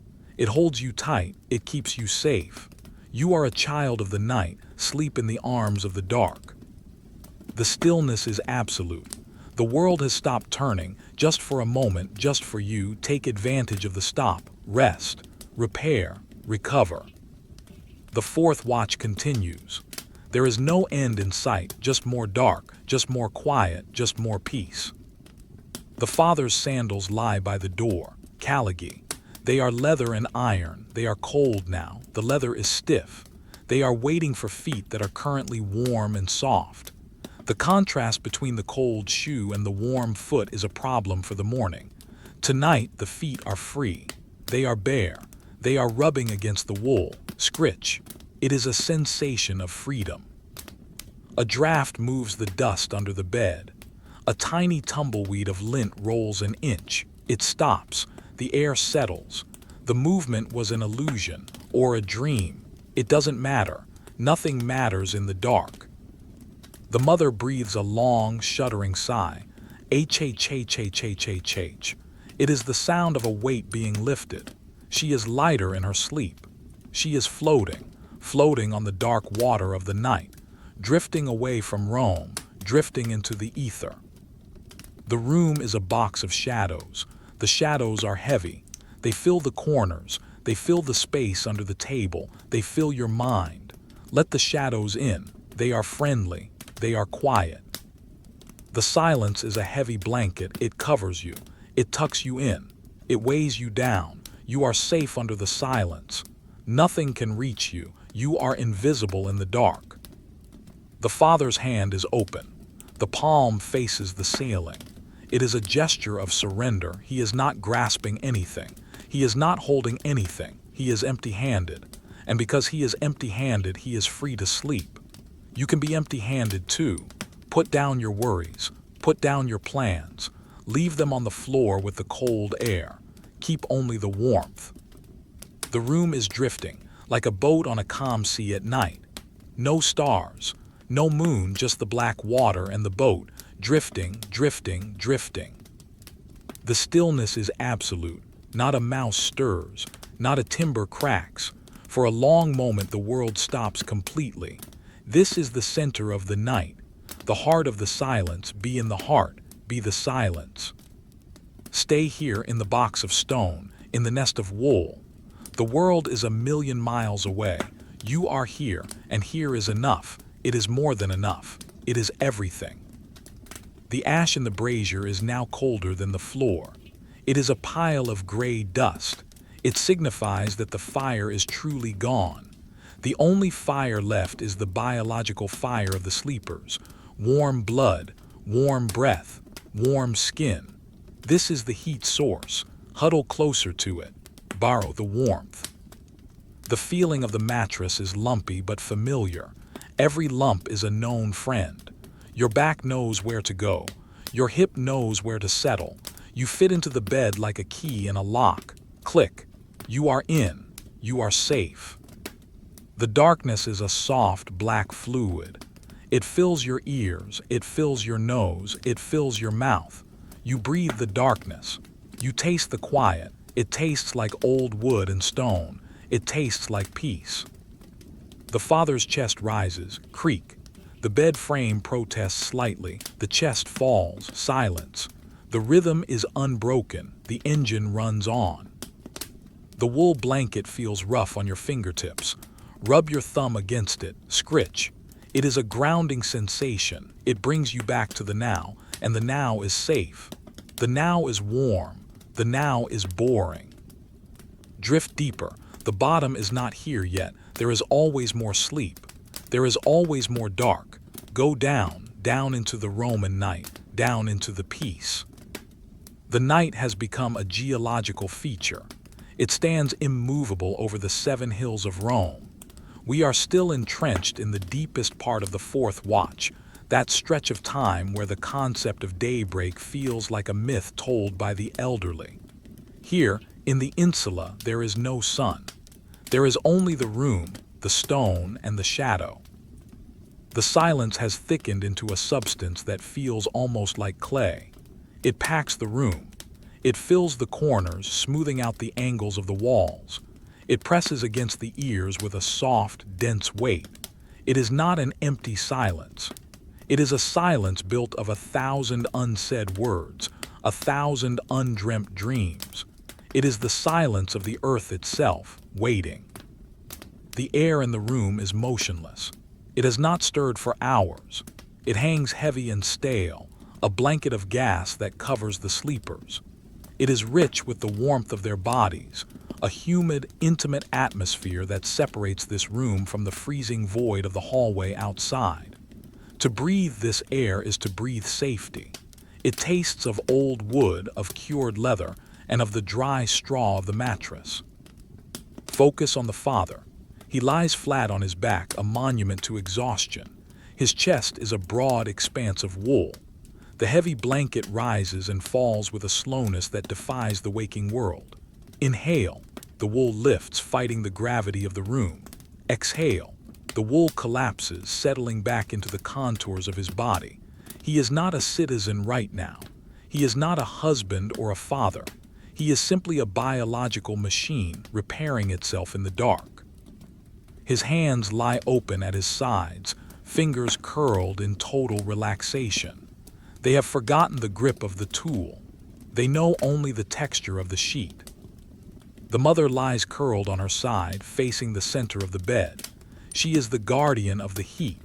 Her knees are drawn up, trapping a pocket of warm air against her stomach. Her breathing is shallow and quiet, a delicate whisper compared to the father's deep rumble. She is deep in the obsidian waters of sleep, far below the surface of consciousness. Her face is smooth, erased of all expression by the dark. The children are a single, fused entity of warmth on the floor. They have become a landscape of soft hills and valleys under their blanket. One child has rolled onto his back, his arm thrown over his eyes to block out the darkness. Another is buried face down in the straw, breathing the scent of the dry stalks. They are safe. The cold air of the floor surrounds them, but it cannot penetrate the fortress of the mats. The darkness is absolute. It is a heavy black fluid that fills the room. It coats the furniture. It coats the walls. It coats your mind. It removes the need to see. In the dark, there is no judgment. There is no comparison. There is only the sensation of being. You are just a shape in the dark, a warm shape, a resting shape. That is enough. The boredom is a sanctuary. There is nothing to achieve here. There is no goal. There is no deadline. There is only the slow, rhythmic passage of breath. In, out, in, out. It is the only clock that matters. The water jug in the corner is a frozen sentinel. It sits on the wooden shelf, a heavy black mass against the black wall. The water inside is motionless. It has chilled to the temperature of the stone. It waits. It has nowhere to go. It has nothing to do. It is perfectly content to exist as a cold, heavy object in the dark. A timber in the ceiling gives a low, stretching groan. Ur-a-rack. It is the sound of the house settling deeper into the earth. It is a comforting sound. It means the structure is holding. It means the roof is heavy and secure. You are protected by the weight of the wood. The smell of the room is the smell of the past. It smells of the ancient plaster, damp and chalky. It smells of the straw mattress, dust and summer sun. It smells of the unwashed wool, oily and raw. It is a dense, organic smell. It tells the primitive brain that you are in the den. You are with the pack. You are safe. The father's foot twitches under the blanket. A tiny muscle spasm, jerk, then stillness. The straw mattress absorbs the movement with a soft crinkle. The silence rushes back in, filling the void instantly. The stillness is heavier than before. The silence rings in your ears. Ee. It is a high, steady tone. It is the sound of the silence itself. Focus on it. Let it fill your head. It pushes out the thoughts. It pushes out the names. It leaves only the peace. The sensation of the wool blanket is heavy. It presses down on your chest. It restricts your breathing slightly. Push against the wool. Inhale, relax under the wool. Exhale. It is a slow, rhythmic exercise. It calms the heart. It slows the blood. A mouse scratches behind the skirting board. Scritch, scritch. It is a tiny, busy sound. It is the sound of life continuing in the hidden places. It does not disturb you. It is part of the texture of the night. The mouse is awake so you can sleep. Let the mouse work, you rest. The fourth watch drags on. It is the endurance event of the night, but it is an easy endurance. You just have to lie there. Gravity does the work. The stone does the work. The wool does the work. You are just the passenger, riding the earth through the dark. The room feels small but not tight. It feels like a burrow, a warm hole in a cold universe. You are hidden here. No one knows you are here. No one is looking for you. You are anonymous. You are free. The father's snoring has stopped. Now there is only the soft hiss of air. SSSSSS. Haya. It is a white noise, continuous, steady, boring. It acts as a metronome for your own breathing. Sync your breath with the Roman sleeper. Become part of the room. The darkness softens the edges of the world. The sharp corner of the chest is gone. The rough texture of the wall is gone. There are no edges in the dark. Everything is round. Everything is soft. Everything is blurred. You are blurred. You are losing your shape, melting into the bed, melting into the night. The feeling of heaviness in your limbs is delicious. Your legs are stones. Your arms are lead. Your head is a boulder. You are sinking, sinking through the mattress, sinking through the floor, down into the earth, into the deep, quiet earth. The cold air touches the tip of your ear. It bites. You pull the blanket up. You cover the ear. The warmth returns. It is a small victory, but it feels important. You have won the battle against the cold. The boredom washes over you like a gray wave. It drowns the active mind. There is nothing to figure out. There is nothing to win. There is only lying down and waiting and breathing. The water in the jug is motionless. The broom is motionless. The tunic is motionless. We are all statues in the dark, carved from sleep, carved from silence. Do not move. There is no reason to move. Just stay. The mother sighs. H-H-H-H-H-M-M-M. She turns her head. The pillow rustles. Krish. She settles. She is looking for the cool side of the pillow. She finds it. It is a moment of pure physical pleasure. Cool linen on a warm cheek. Simple, perfect. The silence deepens. It feels like the room is underwater, deep, deep underwater, where there is no light, where there is no sound, only the pressure, only the peace. The father breathes out a long, slow whistle. Wee-you. It is a faint, funny sound, but no one laughs. The room absorbs it. The silence rushes back in. The room returns to its serious work of sleeping. The fourth watch is the time of the gray ghost. The morning is a ghost. It haunts the horizon, but it is not real yet. Here, only the night is real. Only the shadow is real. Embrace the shadow. Wrap it around you. Wear the darkness. The weight of your eyelids is irresistible. They are sealed, glued shut by the sleep. Do not fight it. Let them stay closed. Watch the darkness behind them. It shifts. It swirls. It is a dark kaleidoscope of nothing. The air is stale. It is thick with the breath of the family. It acts as a sedative. It numbs the brain. It slows the thoughts. Fuzzy thoughts, slow thoughts, no thoughts. The stone walls are your guardians. They stand tall and silent. They do not speak. They do not move. They just protect. Lean your mind against the stone. Feel its strength.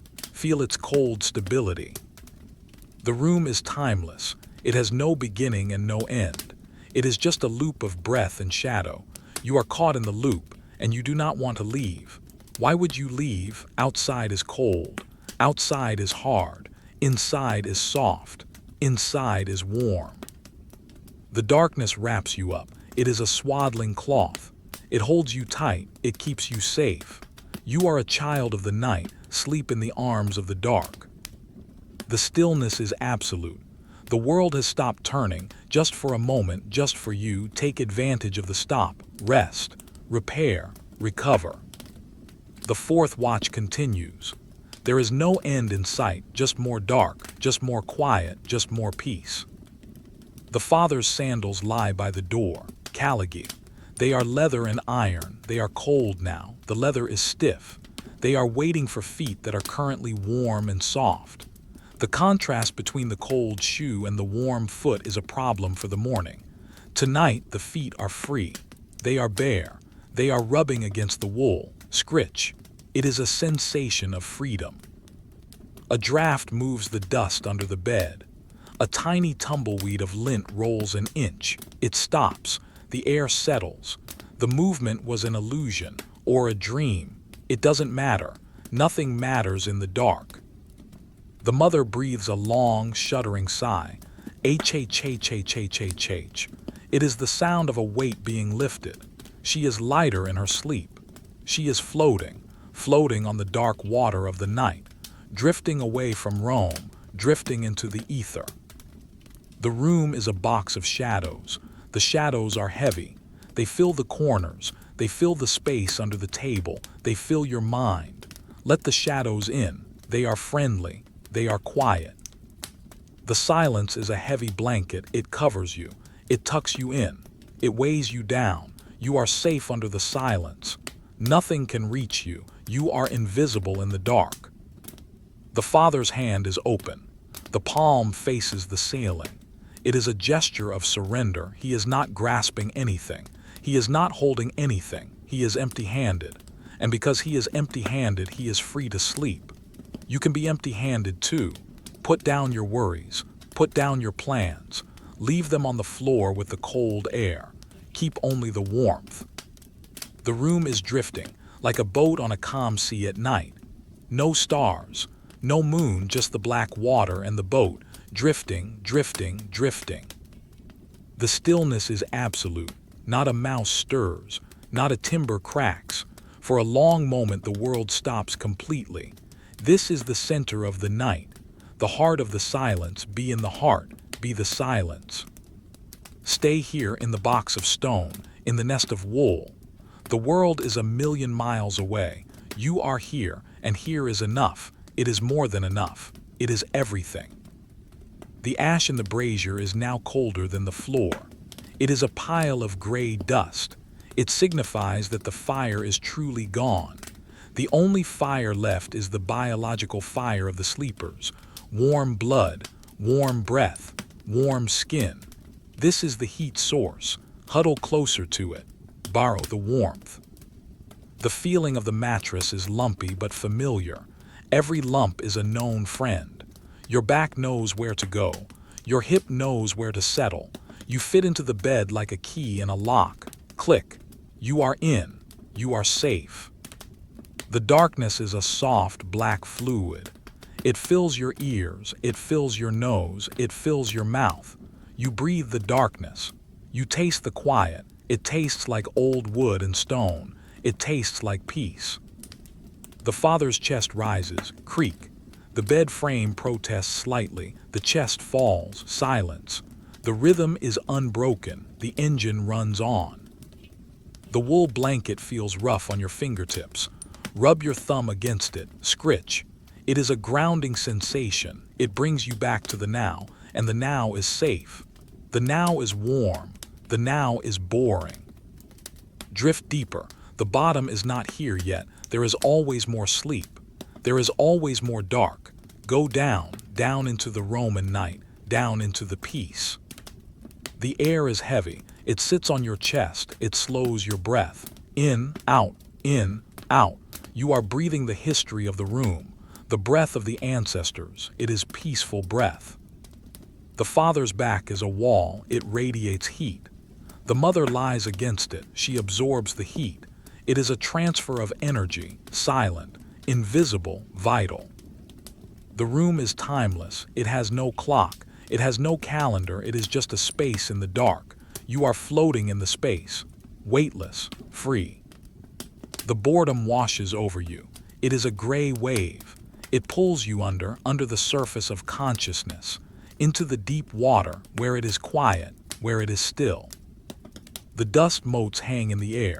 They are frozen stars in a dark sky. They do not twinkle. They just hang, suspended in the silence. The sensation of the mattress is lumpy, but the lumps are familiar. Your body knows the map of the bed. You navigate the hills and valleys. You find the comfortable spot. You sink in. The darkness is a soft fluid. You are swimming in it. There is no resistance. You glide through the dark, effortless, silent. The father breathes out a long, slow sigh. H-H-H-H-H-H-H. It is the sound of total release. He has let go of everything. The burden of the day is gone. He is light. He is free. The room breathes with you. Expand. Contract, expand, contract. You are the lungs of the house. You are the heart of the stone. Stay here in the deep night, in the heavy wool, in the cold air. Nothing happens. Nothing will happen. You are safe in the boring history of sleep. The latch on the door is rusted shut. It will not open easily. That is good. It means the world cannot get in. You are sealed. You are safe. The silence is a heavy blanket. It covers you. It tucks you in. It weighs you down. You are safe under the silence. Nothing can reach you. You are invisible in the dark. The mother moves her hand. It touches the wall, scrape, a tiny sound. She pulls it back to the warmth. The wall is cold. The bed is warm. The lesson is learned again in sleep. The darkness smooths out the edges. Everything is soft. Everything is blurred. You are blurred. You are losing your shape, melting into the bed, melting into the night. The feeling of heaviness in your limbs is delicious. Your legs are stones. Your arms are lead. Your head is a boulder. You are sinking through the mattress, sinking through the floor, down into the earth, into the deep, quiet earth. The cold air touches the tip of your ear. It bites. You pull the blanket up. You cover the ear. The warmth returns. It is a small victory, but it feels important. You have won the battle against the cold. The boredom washes over you like a gray wave. It drowns the active mind. There is nothing to figure out. There is nothing to win. There is only lying down and waiting and breathing. The water in the jug is motionless. The broom is motionless. The tunic is motionless. We are all statues in the dark, carved from sleep, carved from silence. Do not move. There is no reason to move. Just stay. The silence deepens. It feels like the room is sinking through the floor, sinking through the earth, down to the center of the world, where it is warm, where it is quiet, where nothing ever happens. The fourth watch drags on. It is infinite. It is a long, dark tunnel. You are floating through the tunnel. There is no light at the end yet, just more tunnel, just more quiet. Enjoy the tunnel. It is a shelter. The father's hand twitches. A dream of gripping a tool, then it relaxes. The tool is gone. The work is gone. Only the rest remains. The air is cool on your forehead. It feels like a blessing, a cold hand on a hot brow. Sleep, it says. Rest, it says. Be still. The room is a sanctuary, a temple of rest. The gods of this temple are silence and shadow. Worship them by sleeping. Worship them by doing absolutely nothing. Drift deeper. The bottom is not here yet. There is always more sleep. There is always more dark. Go down, down into the Roman night, down into the peace. Stay here in the block of silence, in the frozen time. The world can wait. The empire can wait. You have an appointment with the dark, and you are right on time. Drift, float, sink. The Roman night is endless, and you are part of it. The night has cemented itself into a permanent state. We are submerged in the deepest, most stagnant recess of the fourth watch. The passage of time has slowed to a halt, frozen by the chill of the stones and the weight of the darkness. It feels as though the sun has been extinguished forever, leaving the city of Rome to drift through an endless, velvet void. There is no morning here. There is only the room. The air inside the insula is no longer a gas. It feels like a solid block of preservation. It holds the sleepers in place like insects trapped in amber. It is thick, heavy, and motionless. It presses against the skin with a gentle, insistent pressure, keeping the body grounded, keeping the mind empty. It smells of the deep past, of dust that settled 50 years ago, of timber that was cut a century ago, of breath that has been recycled for hours. The silence is a physical structure. It walls you in. It is made of dense, heavy bricks of quiet. It blocks out the memory of the market. It blocks out the anticipation of the dawn. Inside this structure, there is only the rhythm of biology. Thump, thump, thump, the slow, hydraulic beating of the heart. Whoosh, whoosh, whoosh, the slow, tidal movement of the lungs. These are the only sounds that matter. Focus on the Father. He is a landscape of stillness. His body is a mountain range under the blanket. His shoulder is a peak. His spine is a valley. The wool blanket, the latex, covers him like a heavy snow.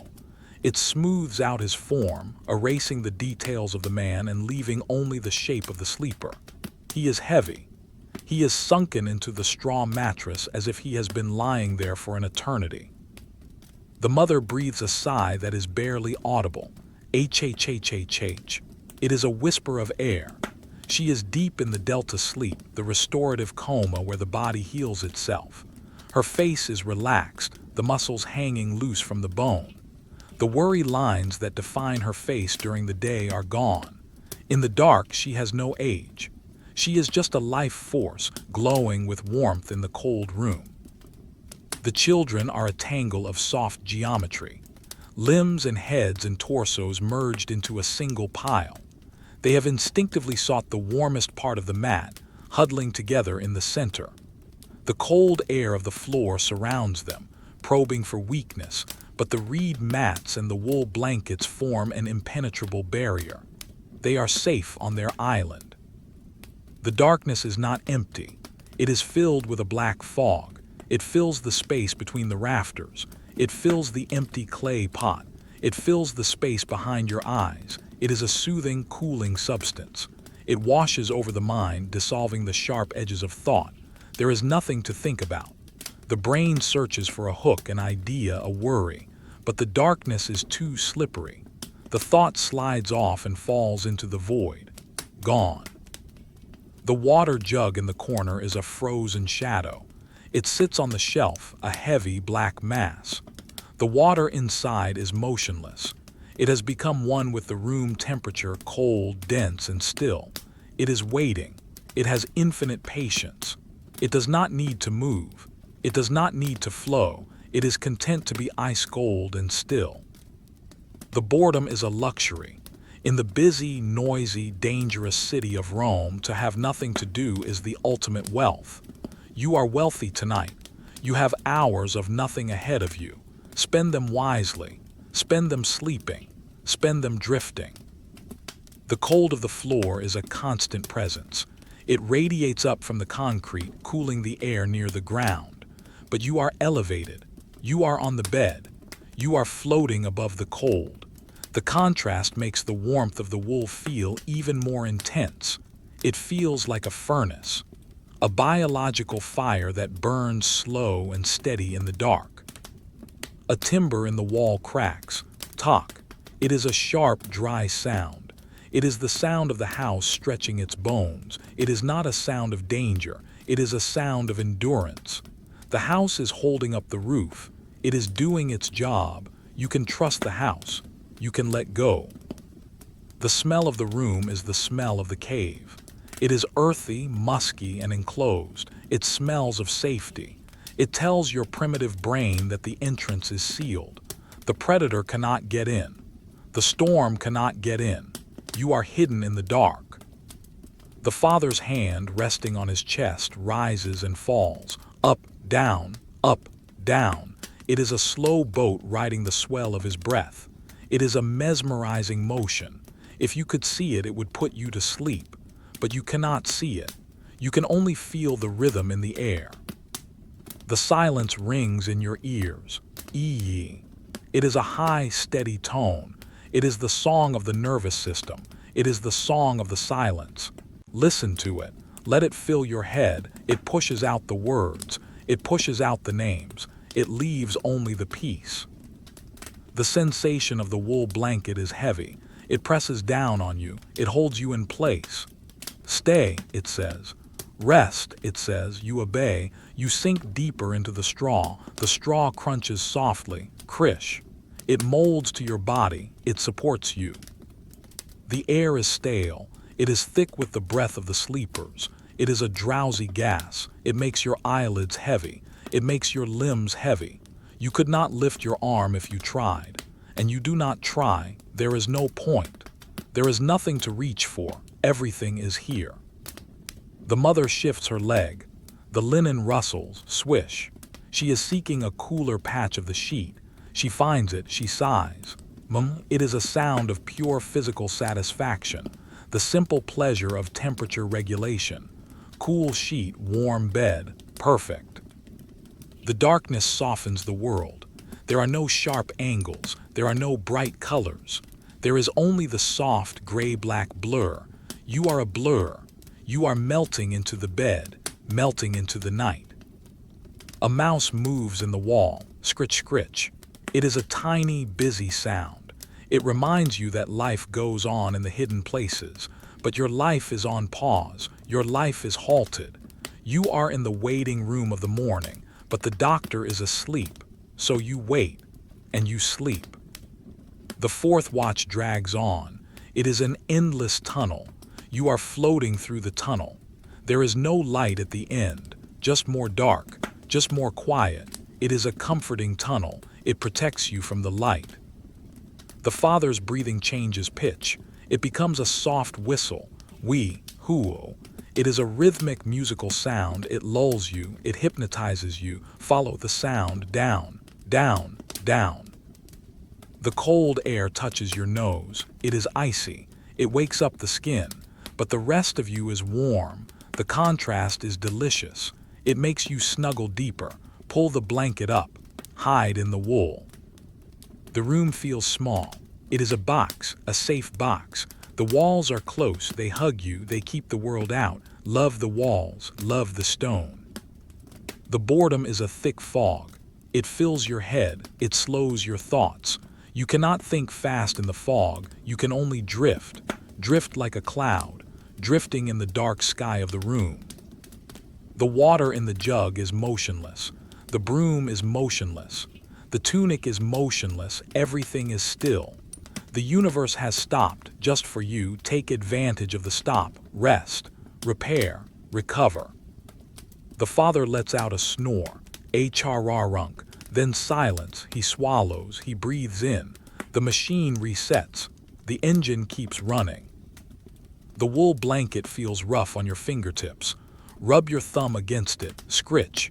It is a grounding sensation. It brings you back to the now, and the now is safe. The now is warm. The now is boring. The darkness wraps you up. It is a swaddling cloth. It holds you tight, it keeps you safe. You are a child of the night, sleep in the arms of the dark. The stillness is absolute. The world has stopped turning, just for a moment, just for you. Take advantage of the stop, rest, repair, recover. The fourth watch continues. There is no end in sight, just more dark, just more quiet, just more peace. The stone floor is a landscape of ice. It waits for the feet of the morning, but the feet are tucked away, warm and soft. The floor waits. It has patience. It is made of rock. The air is heavy. It sits on your chest. It slows your breath. In, out, in, out. You are breathing the history of the room, the breath of the ancestors. It is peaceful breath. The father's back is a wall. It radiates heat. The mother lies against it. She absorbs the heat. It is a transfer of energy, silent, invisible, vital. The room is timeless. It has no clock. It has no calendar. It is just a space in the dark. You are floating in the space, weightless, free. The boredom washes over you. It is a gray wave. It pulls you under the surface of consciousness, into the deep water where it is quiet, where it is still. The dust motes hang in the air. They are frozen stars in a dark sky. They do not twinkle. They just hang, suspended in the silence. The sensation of the mattress is lumpy, but the lumps are familiar. Your body knows the map of the bed. You navigate the hills and valleys. You find the comfortable spot. You sink in. The darkness is a soft fluid. You are swimming in it. There is no resistance. You glide through the dark, effortless, silent. The father breathes out a long, slow sigh. H-H-H-H-H-H-H. It is the sound of total release. He has let go of everything. The burden of the day is gone. He is light. He is free. The room breathes with you. Expand. Contract. Expand. Contract. You are the lungs of the house. You are the heart of the stone. Stay here in the deep night, in the heavy wool, in the cold air. Nothing happens. Nothing will happen. You are safe in the boring history of sleep.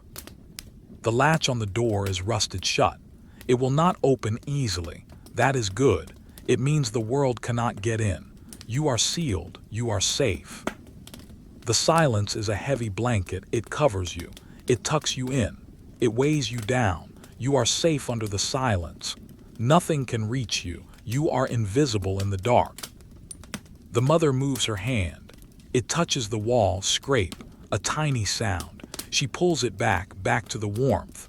The wall is cold. The bed is warm. The lesson is learned again in sleep. The darkness smooths out the edges. Everything is soft. Everything is blurred. You are blurred. You are losing your shape, melting into the bed, melting into the night. The feeling of heaviness in your limbs is delicious. Your legs are stones. Your arms are lead. Your head is a boulder. You are sinking through the mattress, sinking through the floor, down into the earth, into the deep, quiet earth. The cold air touches the tip of your ear. It bites. You pull the blanket up. You cover the ear. The warmth returns. It is a small victory, but it feels important.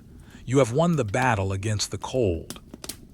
The boredom washes over you like a gray wave. It drowns the active mind. There is nothing to figure out. There is nothing to win. There is only lying down and waiting and breathing. The water in the jug is motionless. The broom is motionless. The tunic is motionless. We are all statues in the dark, carved from sleep, carved from silence. Do not move. There is no reason to move. Just stay. The silence deepens. It feels like the room is sinking through the floor, sinking through the earth, down to the center of the world, where it is warm, where it is quiet, where nothing ever happens. The fourth watch drags on. It is infinite. It is a long, dark tunnel. You are floating through the tunnel. There is no light at the end yet, just more tunnel, just more quiet. Enjoy the tunnel. It is a shelter. The father's hand twitches. A dream of gripping a tool, then it relaxes. The tool is gone. The work is gone. Only the rest remains. The air is cool on your forehead. It feels like a blessing, a cold hand on a hot brow. Sleep, it says. Rest, it says. Be still. The room is a sanctuary, a temple of rest. The gods of this temple are silence and shadow. Worship them by sleeping. Worship them by doing absolutely nothing. Drift deeper. The bottom is not here yet. There is always more sleep. There is always more dark. Go down, down into the Roman night, down into the peace. Stay here in the block of silence, in the frozen time. The world can wait. The empire can wait. You have an appointment with the dark, and you are right on time. Drift, float, sink. The Roman night is endless, and you are part of it. The ash in the brazier is a gray memory of heat. It sits in a perfect cone, undisturbed. It is the only ruin in the room, a ruin of fire, peaceful and cold. The smell of the room is consistent. It never changes.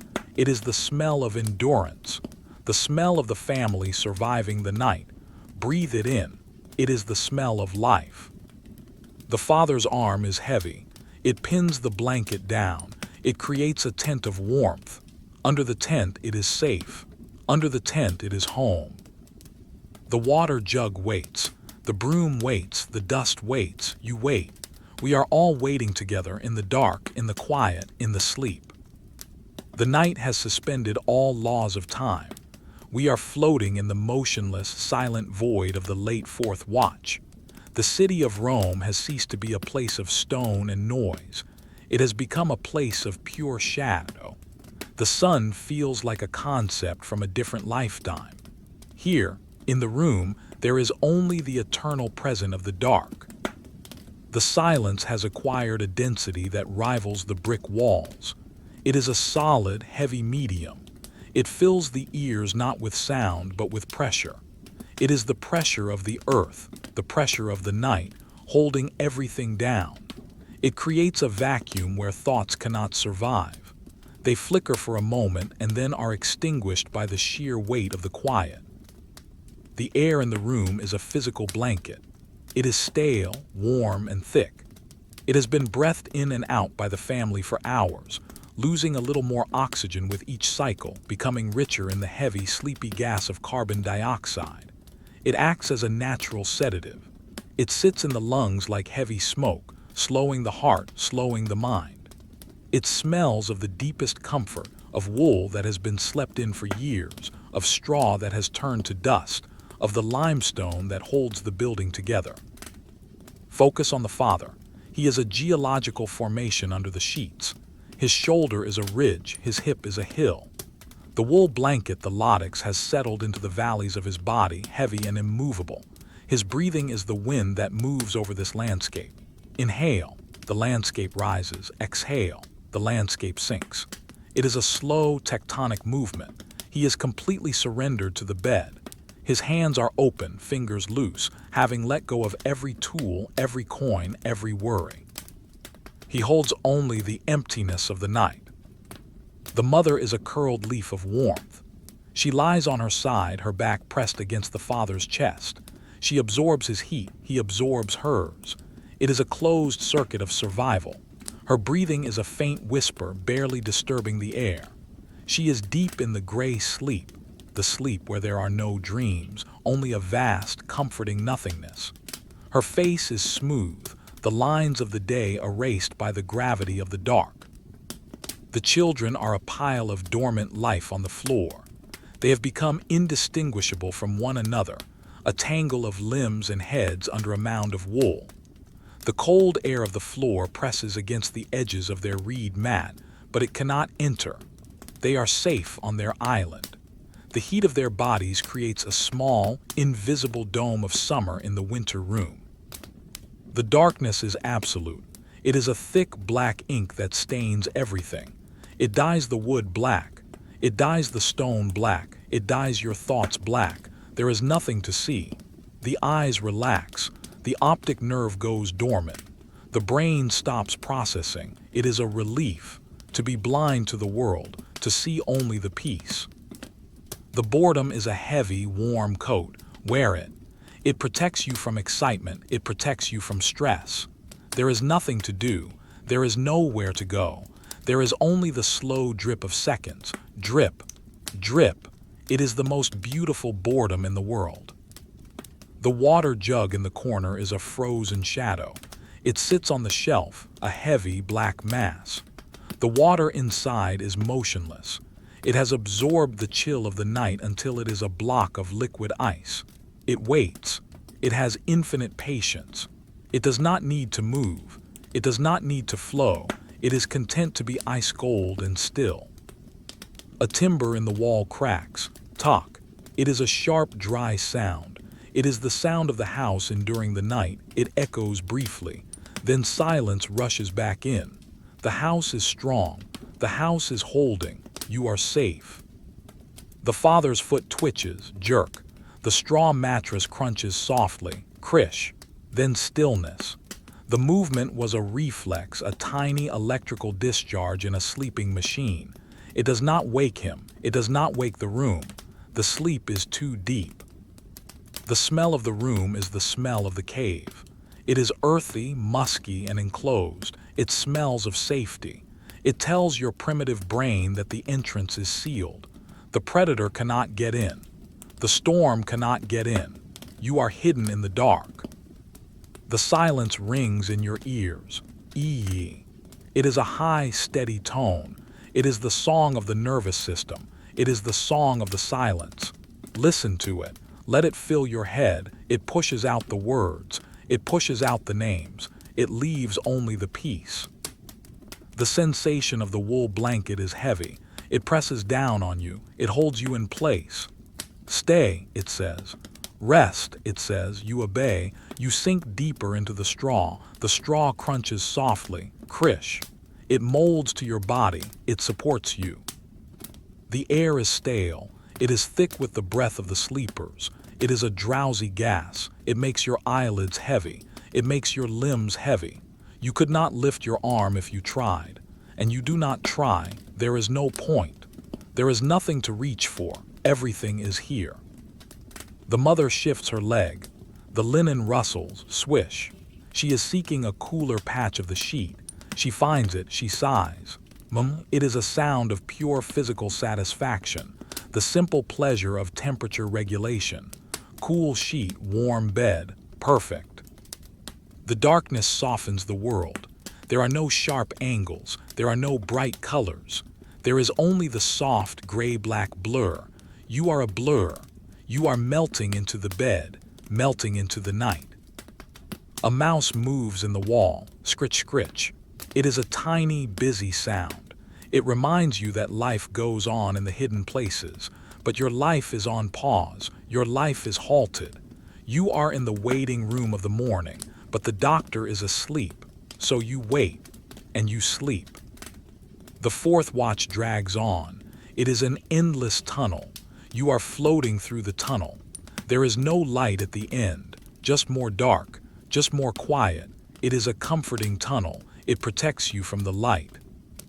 The father's breathing changes pitch. It becomes a soft whistle. Hoo. It is a rhythmic musical sound. It lulls you. It hypnotizes you. Follow the sound down, down, down. The cold air touches your nose. It is icy. It wakes up the skin. But the rest of you is warm. The contrast is delicious. It makes you snuggle deeper. Pull the blanket up. Hide in the wool. The room feels small. It is a box, a safe box. The walls are close. They hug you. They keep the world out. Love the walls. Love the stone. The boredom is a thick fog. It fills your head. It slows your thoughts. You cannot think fast in the fog. You can only drift. Drift like a cloud, drifting in the dark sky of the room. The water in the jug is motionless. The broom is motionless. The tunic is motionless. Everything is still. The universe has stopped just for you. Take advantage of the stop. Rest. Repair. Recover. The father lets out a snore. Hrrrunk. Then silence, he swallows, he breathes in. The machine resets. The engine keeps running. The wool blanket feels rough on your fingertips. Rub your thumb against it, scritch. It is a grounding sensation. It brings you back to the now, and the now is safe. The now is warm. The now is boring. The darkness wraps you up. It is a swaddling cloth. It holds you tight. It keeps you safe. You are a child of the night, sleep in the arms of the dark. The stillness is absolute. The world has stopped turning, just for a moment, just for you. Take advantage of the stop, rest, repair, recover. The fourth watch continues. There is no end in sight, just more dark, just more quiet, just more peace. The stone floor is a landscape of ice. It waits for the feet of the morning, but the feet are tucked away, warm and soft. The floor waits. It has patience. It is made of rock. The air is heavy. It sits on your chest. It slows your breath. In, out, in, out. You are breathing the history of the room, the breath of the ancestors. It is peaceful breath. The father's back is a wall. It radiates heat. The mother lies against it. She absorbs the heat. It is a transfer of energy, silent, invisible, vital. The room is timeless. It has no clock. It has no calendar. It is just a space in the dark. You are floating in the space, weightless, free. The boredom washes over you. It is a gray wave. It pulls you under the surface of consciousness, into the deep water where it is quiet, where it is still. The dust motes hang in the air. They are frozen stars in a dark sky. They do not twinkle. They just hang, suspended in the silence. The sensation of the mattress is lumpy, but the lumps are familiar. Your body knows the map of the bed. You navigate the hills and valleys. You find the comfortable spot. You sink in. The darkness is a soft fluid. You are swimming in it. There is no resistance. You glide through the dark, effortless, silent. The father breathes out a long, slow sigh. H-H-H-H-H-H-H. It is the sound of total release. He has let go of everything. The burden of the day is gone. He is light. He is free. The room breathes with you. Expand. Contract, expand, contract. You are the lungs of the house. You are the heart of the stone. Stay here in the deep night, in the heavy wool, in the cold air. Nothing happens. Nothing will happen. You are safe in the boring history of sleep. The latch on the door is rusted shut. It will not open easily. That is good. It means the world cannot get in. You are sealed. You are safe. The silence is a heavy blanket. It covers you. It tucks you in. It weighs you down. You are safe under the silence. Nothing can reach you. You are invisible in the dark. The mother moves her hand. It touches the wall, scrape, a tiny sound. She pulls it back to the warmth. The wall is cold. The bed is warm. The lesson is learned again in sleep. The darkness smooths out the edges. Everything is soft. Everything is blurred. You are blurred. You are losing your shape, melting into the bed, melting into the night. The feeling of heaviness in your limbs is delicious. Your legs are stones. Your arms are lead. Your head is a boulder. You are sinking through the mattress, sinking through the floor, down into the earth, into the deep, quiet earth. The cold air touches the tip of your ear. It bites. You pull the blanket up. You cover the ear. The warmth returns. It is a small victory, but it feels important. You have won the battle against the cold. The boredom washes over you like a gray wave. It drowns the active mind. There is nothing to figure out. There is nothing to win. There is only lying down and waiting and breathing. The water in the jug is motionless. The broom is motionless. The tunic is motionless. We are all statues in the dark, carved from sleep, carved from silence. Do not move. There is no reason to move. Just stay. The silence deepens. It feels like the room is sinking through the floor, sinking through the earth, down to the center of the world, where it is warm, where it is quiet, where nothing ever happens. The fourth watch drags on. It is infinite. It is a long, dark tunnel. You are floating through the tunnel. There is no light at the end yet, just more tunnel, just more quiet. Enjoy the tunnel. It is a shelter. The father's hand twitches. A dream of gripping a tool, then it relaxes. The tool is gone. The work is gone. Only the rest remains. The air is cool on your forehead. It feels like a blessing, a cold hand on a hot brow. Sleep, it says. Rest, it says. Be still. The room is a sanctuary, a temple of rest. The gods of this temple are silence and shadow. Worship them by sleeping. Worship them by doing absolutely nothing. Drift deeper. The bottom is not here yet. There is always more sleep. There is always more dark. Go down, down into the Roman night, down into the peace. Stay here in the block of silence, in the frozen time. The world can wait. The empire can wait. You have an appointment with the dark, and you are right on time. Drift, float, sink. The Roman night is endless, and you are part of it. The ash in the brazier is cold. The iron is cold. The heat is gone. Only the memory remains, and the memory is enough. It is a ghost of fire watching over the sleep. The wool blanket is a landscape, hills and valleys of fabric. You are traveling across this landscape, very slowly, inch by inch, without moving your legs. The father's snoring is a gentle vibration. VMMMM.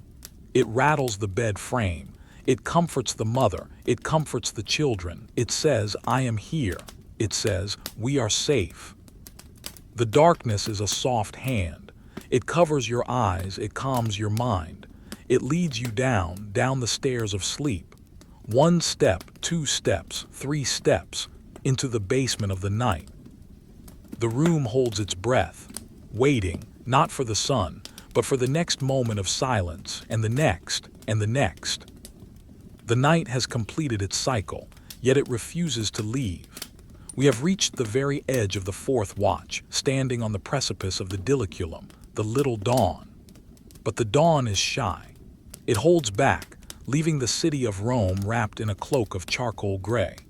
The absolute blackness of the earlier hours has softened just barely into a deep, impenetrable shadow that hints at the existence of a sky, but offers no light. The room is a time capsule. It has traveled through the hours of the night, carrying its cargo of sleepers safely across the ocean of darkness. Now it has arrived at the shore of the morning, but the passengers are not ready to disembark. They are anchored in the deep water of sleep. They will stay there, and you will stay with them. The silence has changed texture one last time.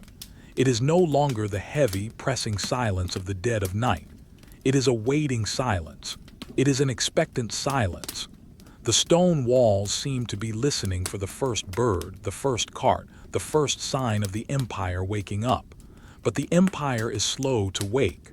For now, the silence reigns supreme. The air in the room is at its absolute coldest. The stone floor has leached the last calorie of heat from the air near the ground. It is a freezer of concrete. But this cold is the greatest ally of the bed. It forces the sleepers to huddle closer. It makes the wool blanket feel like a lifeline. The contrast between the freezing room and the burning heart of the bed is at its maximum intensity. This is the sweet spot of hibernation. Focus on the father. He has shifted one last time. He lies on his back, his head turned to the side, his cheek resting on the cool linen of the pillow. His breathing is a masterpiece of rhythm. In, out. It is slow, steady, and unbreakable. It is the metronome of the house. He has slept through the noise of the thoughts, through the noise of the rats, through the noise of the wind. He has won the night. He is fully recharged, but he is not done. He is enjoying the surplus sleep, the luxury sleep. The mother is a warm presence beside him. She has not moved for an hour. She is suspended in the amber of rest. Her dreams have faded away, leaving her mind a blank, peaceful slate. She is simply a body in a bed, existing in the year 100 AD, safe and warm. Her hand rests on the father's arm, a subconscious connection that says, "We are still here. We survived the dark." The children are a pile of peaceful biology. They have grown during the night. Their bones are a fraction of a millimeter longer. Their minds are a fraction clearer. They are preparing for the future by doing absolutely nothing. The wool blankets cover them entirely. They are a mound of fabric, rising and falling with the collective breath of the young. The darkness is no longer ink black. It is the color of a dove's wing in a shadow. It is a soft, dusty gray. It allows you to see the faint outline of the window shutter, a square of slightly lighter darkness against the heavy darkness of the wall. It is not light. It is just the suggestion of light. It is enough to ground you. It tells you that the world is still there, but it does not demand that you look at it. The boredom is infinite, and it is glorious. There is no story left to tell. There is no history left to write. There is only this moment, and the next moment, and the next, all identical, all quiet, all boring. The water jug in the corner stands revealed by the faint gray light. It is a silhouette. It looks ancient and wise. It has stood there all night, holding the water, waiting. It is the most patient object in the universe. It teaches you to be still. Be like the jug. Hold your peace. Don't spill it. A single bird chirps, peep. It is a tiny sound miles away, then silence. The bird has gone back to sleep. It was a mistake. The night is not over. The silence rushes back in, thankful for the return of the quiet. The smell of the room is the smell of a journey completed. The air is used. It is heavy. It smells of the night's work, the work of breathing, the work of dreaming. It is a comforting, stale smell. It smells like a bedroom that has done its job well. The sensation of the wool blanket is the final reality. It is heavy on your legs. It is heavy on your chest. It is a physical reminder that you are safe. You are covered. You are hidden. The wool is the barrier between you and the cold. Love the wool. Trust the wool. The father's hand twitches. A final adjustment, then it settles. It lies flat on the mattress. Open, relaxed, done. The silence rings in your ears. Ee. It is the sound of the end of the night. It is a high, sweet tone. It signifies that you have made it. You have crossed the bridge of the dark. You are safe on the other side, but you do not have to get up. You can stay on the bridge, resting. The cold air touches your face. It is a kiss from the morning, but you turn away from it. You bury your face in the warm pillow. You choose the sleep. You always choose the sleep. The room feels timeless. It is a museum of peace. The exhibits are the sleeping father, the sleeping mother, the sleeping children, the silent jug, the cold floor, and you, the invisible observer, resting with them. The boredom washes over you. It is a warm, gray ocean. You are floating on your back, looking up at the gray sky of the ceiling. There are no clouds, there is no wind, just the stillness, just the float. The dust motes are visible now, just barely. They hang in the air like suspended moments. They are not falling. They are not rising. They are existing, in perfect balance. The mother sighs. H. It is a sound of finality. She has slept the sleep of the just. She is replenished, but she does not wake. She sinks deeper, savoring the last hour, the best hour. The darkness is fading, but the sleep is deepening. This is the paradox of the morning. As the light comes, the bed feels better. It feels softer. It feels warmer. It is harder to leave. So don't leave. Stay. The feeling of heaviness is absolute. You are made of lead. You are made of stone. You are part of the insula. You are a brick in the wall, solid, unmoving, at rest. The fourth watch is ending, but the sleep continues. The Roman timeline dissolves. There are no watches anymore. There is only the sleep, the eternal sleep. The Father breathes in, whoosh. The Father breathes out, shhhh. It is the sound of the tides of the Tiber, the tides of the Mediterranean, the tides of your own blood, flowing slow, flowing quiet. The room is a sanctuary. It has protected you all night. It will protect you all day if you let it. The walls are strong. The door is locked. The world is outside. You are inside. That is all that matters. A cart rumbles in the distance. Rumble. It is a lullaby. It means someone else is working so you don't have to. Let them work, you rest. You have earned this boredom. The wool blanket feels rough. Scritch. It is the last sensation, the only sensation. Focus on it. Let it ground you. Let it hold you down. The gray light does not intrude. It respects the dark. It just sits at the window, watching, waiting. It has all the time in the world, and so do you. The stillness is complete. The room has stopped. The heart of the house is beating slow. Thump, thump, thump. It is the slowest beat of all. The water in the jug is still. The broom is still. The tunic is still. The dust is still. You are still. We are all still. The sleep takes you. It wraps around you. It pulls you down, down into the history, down into the stone, down into the wool. There is no next part. There is no next watch. There is only this breath, this silence, this peace. Sleep in the Roman room. Sleep with the family. Sleep in the boring, beautiful dark. Good night, citizen. Good night.